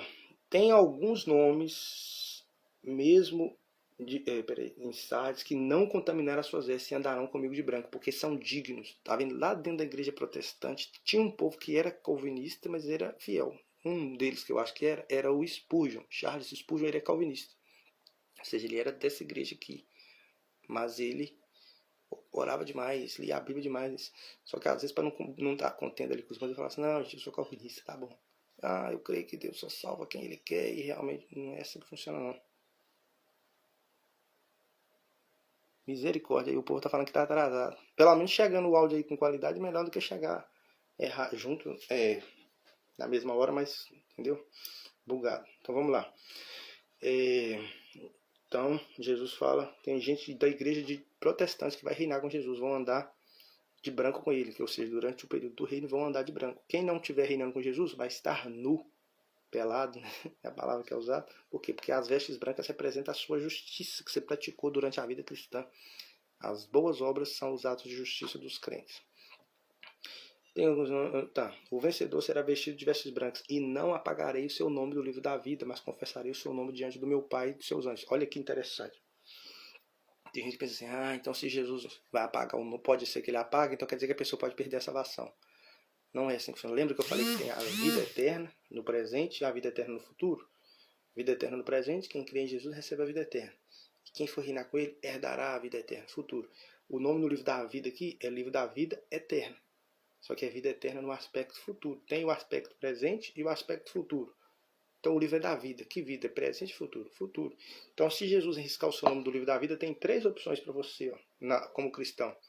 Se você for um cristão aprovado, seu nome foi escrito antes da fundação do mundo. Jesus disse: vai vencer, não riscarei o seu nome.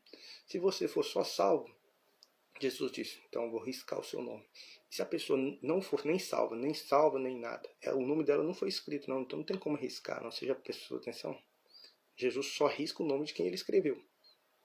Se ele não escreveu, não tem como ele riscar. Então os perdidos, esses aqui, o nome deles não será riscado, porque não foi escrito. Esses aqui foi escrito. É como se Jesus falasse assim: olha, gente, eu vou dar para vocês os 5 talentos, vou dar para vocês as tribulações, vou permitir tudo que é necessário para vocês reinar comigo. Por isso eu já vou pôr o nome de vocês aqui, no livro da vida. Se não vencer, eu riscarei. Mas ao que vencer, de maneira nenhuma riscarei. Então ele vai herdar a vida eterna. Ele já era salvo, e agora, além de salvo, ele vai herdar a vida eterna, que é outra coisa, entendeu? Ele recebeu a vida eterna durante a vida cristã, que é o primeiro aspecto. Agora, na volta de Jesus, ele vai herdar a vida eterna. É outro aspecto. Ele recebeu o reino durante a era da igreja, e agora ele vai herdar o reino. Você está entendendo? É forte demais isso aí. Demorei 3 anos para entender esse mistério aí. Confessarei o seu nome.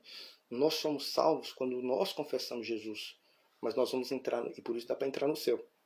Pois para reinar com Jesus, herdar o reino, Jesus tem que nos confessar, dizer: servo bom e fiel. Não, Deus, ele foi fiel, ele guardou até o fim as minhas obras. Então, quem tem ouvidos, ouça o que o Espírito diz às igrejas, né? Então, pronto. Agora vamos para a igreja de Filadélfia, né? Que é a igreja que nós devemos desejar ser, né? Quem aqui deseja ser Filadélfia? Posta aí. Gente, presta atenção que agora é a igreja de Filadélfia. Quem aí quer ser Filadélfia, comenta aí nos comentários aí. Quem aqui quer ser aprovado por Deus em todos os seus caminhos, tanto nas práticas espirituais, na sua crença teológica, como na sua vida de boas obras e santidade. É a igreja de Filadélfia. Vamos lá? Nossa, gente, vocês tentam atrasar demais. Eu comento aqui, vocês não falam nada. Eu penso que vocês estão me deixando sobrando, mas eu quero acreditar que é o delay da live, né? Então vamos lá. Ao anjo da igreja de Filadélfia escreve: essas coisas diz aquele que é santo. Está falando da santidade de Jesus. Aquele que é verdadeiro. Tem deuses que são falsos. Jesus é verdadeiro. Aquele que tem a chave de Davi. Aquele que abre e ninguém fecha. Fecha e ninguém abre. Está falando de que para ir para o céu Jesus tem a chave, e para ir para o reino ele também tem a chave. Só vai para o céu quem Jesus autoriza. Quem ele autoriza? Quem crê. E vai para o reino quem ele autoriza. Quem ele autoriza para o reino? Quem obedece. quem multiplica o talento, quem é fiel até a morte, quem obedece, quem multiplica, quem faz e acontece. Já tô nesse barco aí. Aí ó, a Bárbara tá no barco. Será que essa Bárbara é a Bárbara que eu conheço, gente, lá da Quadrangular? Ô Bárbara, você é lá da Quadrangular, de Valadares? Tô tentando lembrar desse rosto seu aqui, mas não tô lembrando não. Então vamos lá. Então Jesus se apresentou, né? Como que tem a chave. Então, o que Jesus faz pela igreja de Filadélfia, não tem ninguém que destrói. O que Jesus livra a igreja de Filadélfia, ninguém consegue infligir sobre ela. Jesus fala assim, ó, vou te abençoar. Não tem macumba, não tem nada, não tem outro crente, não tem pastor, não tem governo, não tem ninguém que faz o crente de Filadélfia não desfrutar do que Jesus tem para ele. Por quê? Porque ele é fiel. Jesus falou, vou abençoar e vai prosperar. Pode estar coronavírus, as empresas podem estar tudo fechando. Mas se ele é Filadélfia, a empresa dele não vai fechar. Ele vai conseguir prover e não vai passar muito aperto não. O vírus vai vir e não vai assolar a família dele não. Vai ser só uma gripezinha. Nossa, isso aqui vai dar ruim. Só um resfriadozinho. Tô brincando. Filadélfia é aquela pessoa que o diabo não ataca ele sem Deus permitir. Se permitir é porque Deus quis passar ele numa prova. Mas tem crente que é salvo e o diabo está sempre se andando com a vida dele. Está sempre... entendi. Essa Brenda aqui é a irmã do Braulio, irmã do Bruno, né? Brenda, lembrei de você aqui agora. Porque eu tenho uma Bárbara. É Brenda Bárbara, tá certo. Eu conheço uma Bárbara lá em Valadares. Então, o que acontece? Você tem que ser Filadélfia. Você tem que ser aquele que fala assim, Deus não vai deixar de me abençoar em nada porque eu pequei, por causa disso, por causa daquilo. E eu estou na posição. E o diabo também não vai me assolar com nada porque eu pequei, porque eu estou na posição. Se o diabo me assolar, eu sei que é porque Deus permitiu, porque ele quer me provar. Mas não é porque eu dei lugar. Não é porque eu fiz isso, aquilo. É Deus que abre a porta e ninguém fecha. Ele fecha a porta e ninguém abre. Vamos continuar aqui. Então vamos lá. Conheça as suas obras e eis que diante de ti pus uma porta aberta. Essa porta aqui é para subir no arrebatamento. A porta do céu para subir, só eles que sobem, tá? E quem for aprovado dentro das outras, né? Mas eles aqui é todo mundo, né? Eles aqui é o generalizado. Nas outras é os gatos pingados, que é aprovado. Na católica, na de Sá, na de Pé, na de Éfeso e tal. Então, na de Filadélfia é o general, é generalizado, né? Entendeu?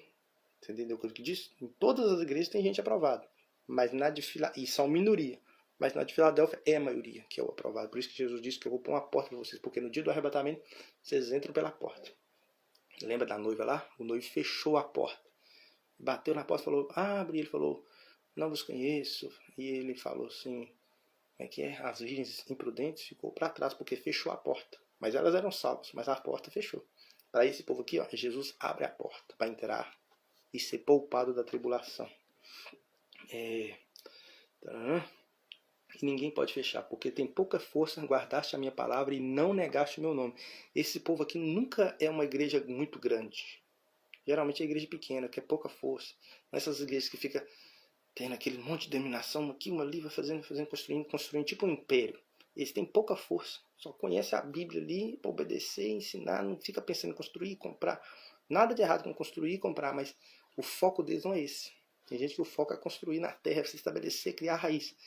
E Jesus quer que nós sejamos como peregrinos, né? Não cria muita raiz na terra. Tem aqui o que der para ter, desfrutar do que der para desfrutar. Mas não cria muita raiz, porque senão vocês podem ter dificuldade no dia de ser arrebatado. Você vai estar tão enraizado que vocês vão ser como a mulher de Ló, que ela tinha tantas coisas lá em Sodoma e Gomorra que ela olhou para trás. Então tem crente hoje que não quer que Jesus volta não, porque ele está tão estabilizado financeiramente, feliz, curtindo a vida, que ele ama mais essa vida do que Jesus. E Jesus falou, os crentes de Filadélfia, eles não são assim não. Eles são desapegados. Jesus fala assim, ó, tô chegando. Ele fala, pode vir. Vem em mim que eu tô facinho, Jesus. Pode me arrebatar que não tem nada aqui que me prende. Encontrar com o Senhor é o que eu mais quero. Esse é Filadélfia. Agora tem gente que fala assim, ô Jesus, não casei ainda não. Ô Jesus, eu queria ganhar meu primeiro milhão. Ô Jesus, eu queria primeiro fazer alguma coisa na vida. Jesus está dizendo, você prefere isso do que me encontrar? Então você não é Filadélfia, você não ama Jesus acima de todas as coisas. Eis que eu farei que os da sinagoga de Satanás, que se dizem judeus que não são, mas mentem, ver, e os farei vir e adorar diante dos teus pés, e sabe que eu te amei. Então Jesus vai colocar esses crentes numa posição de honra, e os outros filhos de Deus, às vezes até os filhos de diabo, vão olhar e falar, aquele povo ali é crente mesmo. Jesus está dizendo, aqueles da sinagoga de Satanás vão olhar para vocês, vão saber que eu amo vocês. A pessoa vai fazer uma macumba contra você e não vai dar nada. Porque às vezes eles fazem uma macumba contra um crente e a macumba assola o crente, mais ou menos. Por quê? Porque ele é às vezes de Filadélfia, às vezes ele é de Laodiceia, às vezes ele é de Sardes, às vezes ele é católico, às vezes ele é de uma outra igreja. Mas o crente de Filadélfia, o macumbeiro faz macumba e fala assim, ué, gente. Aí o demônio vai lá e volta. E o demônio fala assim, o que você tá arrumando? Por que eu fiz a macumba e você não destruiu a vida dele, o casamento dele? Nem deu nada. Ah, não tem jeito de mexer com aquele povo não. Aquele povo ali é guardado mesmo. E esse povo aí, a macumba nem toca perto. Tem crente que a macumba dá uma sacudida na vida dele. Acredite, tem muito crente com a vida arrebentada, assim, tribulado pela de macumba. Quando você é Filadélfia, não dá nada não. Literalmente não dá nada não. O diabo não tem poder de te tocar, entendeu? Nada, nada, nada. E muitos crentes, Deus permite o diabo tocar até certo ponto, justamente para ver se eles oram, para ver se jejuam, para ver se eles arrependem, para ver se eles... Só que como o crente de Filadélfia já ora, já jejua, já é fiel, nem porque Jesus permitiu o diabo tocar. Só se for uma aprovação específica, né, para testar a fé mesmo. Então, visto que guardaste a palavra da minha paciência, ó, porque vocês guardaram a palavra, também guardarei da hora de provação, que há de vir sobre todo mundo. Tá vendo? Tá falando que vai poupar eles da tribulação. Aí o que os pré-tribulacionistas falam? Não, Jesus vai poupar todo mundo da tribulação. A igreja inteira não vai passar pela tribulação. Jesus não falou isso, não. Jesus falou que só vai poupar quem tem esse coração Filadélfia, que é diligente, fiel e aprovado. Se você quer conhecer o anticristo, viver aí com ele 3 anos e meio, é só você continuar sendo um crente infiel, se você for. Agora, você quer ser poupado da tribulação, arrebatado, encontrar com o Senhor no trono, você tem que ser Filadélfia. Ou então aprovado dentro da que você tiver, né? Tá. Visto que guarda minha palavra, guardarei. Tá. Eis que venho sem demora. Guarda o que tu tens para que ninguém tome a tua coroa. Esse versículo aqui geralmente é interpretado dizendo assim, fica fiel para você não perder a salvação, hein? Guarda o que tu tens para que ninguém tome a tua coroa. Só que coroa não é porque você é salvo, coroa é porque eles iam reinar com Jesus. Você pega a coroa e põe na cabeça de quem vai reinar. Você não põe a coroa na cabeça de quem é salvo, tá entendendo? Então, eles estavam andando de maneira aprovada. Então, eles iam reinar com Jesus, entendeu? Eles iam reinar com Jesus. Por isso, Jesus falando, guarda a coroa, fica de pé, fica firme que vocês vão reinar. Isso que quer dizer o texto. Não é guarda a sua salvação. Fica vigiando para você não ir para o inferno. Crente nenhum vai para o inferno eternamente. Né? Passar pro lago de fogo eternamente, né? Ao que vencer, farei coluna no templo do meu Deus e nunca mais sairá. Escreverei o meu nome sobre ele, né? Porque vai casar com Jesus, vai ter o nome de Jesus. Só casa com Jesus quem é fiel. Os outros vai ser salvo, mas não vai casar com Jesus. E o nome da cidade do meu Deus, que é a Nova Jerusalém, que desce do céu da paz dos homens. Sobre ele escreverei o meu novo nome. Então Jesus vai receber um novo nome. Essas pessoas, todo crente hoje tem o nome de Jesus consigo. Mas Jesus vai receber um novo nome. E só vai ter parte neste novo nome os fiéis. Entendeu? Todo mundo hoje que é crente tem parte com o nome de Jesus. Mas Jesus dizendo, darei sobre você, escreverei sobre você o meu novo nome. Porque Jesus vai ser honrado também. Jesus ainda não foi honrado igual ele merece, não. Ele vai ser honrado diante de todos ainda. Todo joelho se dobrará, toda língua confessará que Jesus Cristo é o Senhor. Esse dia ainda não aconteceu. Vai acontecer e ele vai receber um novo nome. E só os crentes aprovados vão ter parte nesse novo nome. E os outros, apartam-se de mim. Os outros ficam de fora disso. Nas trevas exteriores. Salvo, mas nas trevas exteriores, que não é o inferno, né? O Espírito diz a igreja. Tá, pronto. Agora vamos para a última igreja, que é a igreja de Laodiceia, né? Para finalizar, vamos finalizar aqui com a igreja de Laodiceia. Ao anjo da igreja de Laodiceia escreve, essas coisas diz o amém, amém é, assim seja. Então todas as bênçãos que Deus tem para a nossa vida, em Jesus elas têm o amém. Jesus concorda, Jesus não é contra você prosperar, você ser abençoado, nada. Só que em primeiro lugar, o reino de Deus. Jesus, a testemunha fiel e verdadeira. Fiel é o quê? Que fala o que cumpriu. Verdadeira é sobre não ser falso. Fiel é sobre falar e cumprir. Existe uma diferença. Então, quando o marido é fiel, porque lá no altar ele falou, vou ser fiel até a morte, não vou trair. Aí se ele for fiel, ele foi fiel. Ele prometeu e cumpriu. Verdadeiro é porque tem deuses falsos e Jesus é verdadeiro. O princípio da criação de Deus. Jesus não é que Jesus foi criado. Jesus foi gerado. Diferente, né? Jesus foi gerado. Só que lá na criação de Deus, no início, ele estava lá. A Bíblia diz que todas as coisas foram feitas por meio dele. E nada do que se fez foi feito sem Jesus. Então ele estava no início. Não é que ele foi criado também. Porque Jesus é eterno. Entendeu? O que é eterno? Eterno é que existe desde sempre. Conheça as tuas obras, que não és frio nem quente. Ou seja, você não é nem tradicional, nem pentecostal. Você é aquela pessoa assim que não sabe o que você crê. pergunta se você é calvinista, se é arminiano, você não sabe. Te pergunta se você é prece, se não é, você não sabe. Te pergunta se você tem qual visão teológica, você não sabe. Você nunca sabe de nada. Você concorda com o aborto ou não concorda? Ah, não sei. Você vota no Lula ou no Bolsonaro? Ah, eu não sei. Você é a favor do casamento homossexual ou não é? Nossa, não sei. Eu acho que cada um tem que escolher. Você nunca sabe o que você crê. Você tem que ter uma posição. Né? Você não é frio nem morno. Você tem que ter um lado. Nem que seja o lado errado. Né? Nem que seja o lado da mentira. Nem que você seja a favor do aborto, do erro, do mal. Seja de um lado de alguma coisa. Jesus está falando, não seja frio. Não seja frio ou quente. Entendeu? Creia nos dons e busca. Ou não crê também, não fica falando mal dos dons, não. Para de encher a paciência de quem crê. É a pessoa que é frio ou morno, né? E ele não é nenhum nem outro, ele é morno, ele é em cima do muro. Já viu aquela ditada em cima do muro? Tem a historinha, né, do cara em cima do muro, mas aquele povo que conta aquela historinha da pessoa em cima do muro, aquela teologia ali não funciona não, né? Gostarias que fosse frio ou quente? É melhor você ser de um lado do que você ser indeciso. Você tem que ser de um negócio, você tem que concordar com alguma coisa, você tem que ter um lado político, você tem que ter um lado espiritual, você tem que ter uma linha teológica que você acredita. Tem pastor que você pergunta para ele assim, você crê em quê? Você crê calvinista ou arminiano? Fala, não sei, rapaz. Mas que desgrama é? Você não lê a Bíblia. Você tem, nem que você crê errado, mas você tem que crer. Porque se você for calvinista, tá errado. Se for arminiano, tá errado também. Pelo menos você defendeu alguma coisa. Entendeu? Porque a verdade mesmo é isso que eu tô falando aqui. Não é calvinista nem arminiano. Porque o calvinista e o arminiano não sabem que é a diferença de ser salvo e entrar no reino. Né? Então nunca vai fechar a conta. Mas pelo menos ele crê calvinista, crê arminiano. Jesus está falando, não seja assim não. Saiba no que você crê. Aí Jesus fala assim, ó. Portanto, que és morno, nem frio, vomitar-te da minha boca. O que ele está falando? Eu vou rejeitar você. O que a gente faz quando a gente vomita algo? A gente está rejeitando aquela coisa que a gente comeu. Então Jesus está dizendo, tem crente que eu rejeito o jeito que ele vive. Eu rejeito a maneira que ele conversa, a maneira que ele se posiciona, a maneira que o fato dele não se posicionar. Porque ele é morno, você não sabe o que ele é. Ele é 007. Não tem sabe, a pessoa não sabe o que você pergunta. Você fica um ano na escola, você não sabe que a pessoa é crente, né? Do trabalho e não ora, não fala nada, não convida ninguém para a igreja, ele é morno demais. Jesus disse, vou imitar-te, ou seja, vou te rejeitar para o reino. Não é para salvação não, porque a salvação, nós aceitamos Jesus. Para o reino, é Jesus que nos aceita. Entendeu? Aí Jesus finaliza dizendo, porque dizes, né, vocês dizem, sou rico, enriquecido, de nada tenho falta, não sabes que és miserável, desgraçado, pobre, segue nu. Está falando aqui que ele é totalmente desaprovado diante de Deus. Totalmente sem noção. Ele acha que está bem e está mal. Ele acha que é rico porque tem dinheiro, mas na verdade é pobre diante de Deus por causa das boas obras que ele não tem.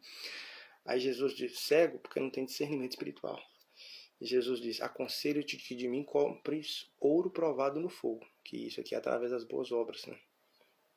Para que te enriqueças, boas obras. Vestes brancas, para que te vistas. Está falando também das obras de justiça, né, que você faz no seu chamado. Não é sair por aí querendo alimentar os pobres e achar que está fazendo boas obras. É você procurar saber qual que é a vontade de Deus para sua vida. Nada contra alimentar os pobres. Mas a coisa mais importante da sua vida é você fazer a obra que Deus te chamou para fazer. Se no meio disso aí você puder alimentar os pobres, inclusive o inimigo, tudo bem. Mas não pensa que, então eu vou sair aqui pegando o que eu tenho e alimentando os pobres, que quando Jesus voltar eu vou reinar com ele. Não vai não. Já viu aquela velhinha lá do Zap? Eu não vou não. Tem uma velhinha lá que fala assim, eu não vou não. Tem um que vai chegar para Jesus e falar, Jesus, eu ajudei os pobres, Jesus. Olha, Jesus, eu ofertei. Olha, Jesus, Jesus fala, mas eu não te mandei fazer, não era isso, não. Eu não te mandei, não foi ser empresário, não. Eu queria que você fosse pastor. Eu não mandei você ser pastor, não era para você ser empresário. Porque tem gente que pensa que a boa obra é ele que vai escolher. Você tem que orar para o Espírito Santo te revelar qual é a principal boa obra. Não adianta você fazer as periféricas e não fazer a principal, entendeu? Jesus fala, compra de mim vestes brancas, senão apareça vergonha da sua nudez. No milênio, no período do reino, vai ter dois tipos de crente. Os que vão estar vestidos de branco e aqueles que não vão estar vestidos de nada. Os que vão estar vestidos vão reinar com Jesus. Os que não estão vão aparecer a vergonha da sua nudez. Isso vai dizer que eles não tiveram obras que agradam a Deus. Mas Jesus continua dizendo, unge os teus olhos com colírio, para que veja. Está falando de quê? Busca discernimento espiritual, para você ter clareza das coisas. Não está falando colírio, pingar assim, não. Está falando de discernimento. Ora para ter discernimento. É isso que quer dizer o negócio. Repreendo e castigo a todos quanto amo. Aí os hipergraças não gostam não, porque Jesus falou que repreende e castiga. Açoita? Nossa, não. Como assim Jesus açoita? Jesus açoita. Jesus pesa a mão, né? Jesus cobra. Jesus, ele não gosta do pecado na vida dos crentes. Você não fica impune. Coisas ruins acontecem. Inclusive, pode acontecer a morte, que acontece todo. Não tem um dia do ano que não morre um crente matado por Deus. Recolhido, né? A pessoa gosta de falar recolhido, que fica mais bonito, né? Oh, foi recolhido. Não. Tem também aqueles que morrem aprovados, né? E são recolhidos por Deus. Maravilha. Mas todo dia do ano, se o ano tiver 365 dias, 365. Se for o ano bissexto, 366. Todo dia do ano tem crente morrendo matado. Por quem? Por Deus. Por quê? Porque peca e não se arrepende. E Deus fala e ele não muda, fala, não muda. E ainda costuma atrapalhar a igreja. É mais grave ele atrapalhar a igreja de modo geral do que ele pecar por conta própria. Quando a pessoa peca por conta própria, Deus pune ele de maneira individual, para ele desfrutar. Quando começa a atrapalhar a igreja, aí Jesus fala, não, isso aí eu tenho que recolher ele, porque você está doido, é uma batata podre terrível. Então, Jesus açoita. E muitas vezes o açoite de Jesus, a varinha que Jesus usa para açoitar, é o próprio agir do diabo. Jesus fala assim, o diabo, você já quer arrebentar com esse crente, não quer? Ele está me fazendo raiva? Pode ir, vai lá até certo ponto e dá nele uma cirandada para ele prender, ficar crente. Aí o crente ora, jejua, volta para a presença de Deus, falando, Senhor, tem misericórdia, Senhor. Isso é porque foi açoitado. Então Jesus já sabe que por causa do açoite ele arrepende, então Jesus permite. Então, portanto, ser zeloso e arrepende-te. E eis que estou à porta e bato. A porta que é do coração. Jesus está lá dentro, no espírito, batendo na porta da alma, para ver se que a gente toma as decisões na alma. Quando você é salvo, Jesus vai lá para o seu espírito, lá no interior. Aí lá do interior ele fica batendo na porta da alma, porque a alma vem depois. Tem o espírito, a alma e depois o corpo. Jesus está lá no espírito, batendo na porta da alma. Para dizer, deixa eu entrar nas suas emoções, nas suas decisões, no seu dia a dia. É isso que é bater a porta. Se alguém ouvir a minha voz e abrir a porta, entrarei na sua casa e com ele cearei, com ele comigo. Jesus está dizendo, vai ter intimidade comigo. Eu vou falar com você e você vai andar nas minhas palavras, obediência na minha direção. É isso que quer dizer esse contexto de ceiar com ele, ter intimidade. E ao vencedor concederei assentar-se comigo no meu trono. Ou seja, vai reinar junto com Jesus. Não é que vai estar um trono e o outro sentado, senão você vai sentar no colo. Não é isso que Jesus está falando. Ele está falando que você vai reinar junto com ele. O trono representa reinar. Coroa representa reinar. Vai ter o trono, mas esse contexto aqui, e também é no mundo espiritual, né? Pode ser que no mundo espiritual tenha um trono lá que dá para sentar duas pessoas no mesmo trono. Mas o mais importante é você entender o que está por trás do que está sendo falado, entendeu? Então, assentar no trono com Jesus é reinar com ele. Assim como eu venci, estou assentado com o meu Pai no seu trono. Você vê que Jesus não está sentado no trono de Deus, Jesus está sentado à direita de Deus. Mas Jesus governa junto com o Pai. Esse é o contexto do negócio, entendeu? Quem tem ouvidos, ouça o que o Espírito diz às igrejas. Então é isso aí, gente. Vou finalizar essa live aqui porque já tá dando 2 horas agora, né? Então eu quero pedir que você me siga no Instagram, me chama no direct e fala assim, pastor, me manda lá o módulo 1 do curso que você falou, porque isso aqui eu falei de maneira... Não dá para aprender por essa live. Mas no módulo 1, se você assistir o módulo 1, você vai aprender 10 vezes mais do que você aprendeu nessa live. Então me chama no direct, mesmo que você está assistindo essa live ao vivo ou gravada, fala assim, eu vi sua live e queria ver o módulo 1. Vou te mandar imediatamente, você vai ver e vai falar, poxa vida, nunca aprendi tanto num tão curto espaço de tempo. Então eu vou finalizar essa vídeo, quero agradecer aqui as pessoas que estão aqui, ó, a Brenda, o Charles, a Ana Cristina que compareceu aqui, deixa eu ver quem mais, muita gente já saiu, né? Marcelo Gonzaga, Ivana Aparecida, enfim, todos que entraram, quero agradecer a sua participação e quero pedir que você que gostou dessa live, que você me chame no direct para você receber mais instruções, e as outras instruções estão mais claras, mais bem explicadas, de maneira mais didática, porque os textos aparecem na tela, eu falo, eu mostro, desenho, e você certamente será poderosamente abençoado, amém? Então tá aí a Camila da Cruz, a Ana Cristina e a Brenda, Bárbara Brenda, obrigado pela presença de você nessa live, Deus abençoe, amém?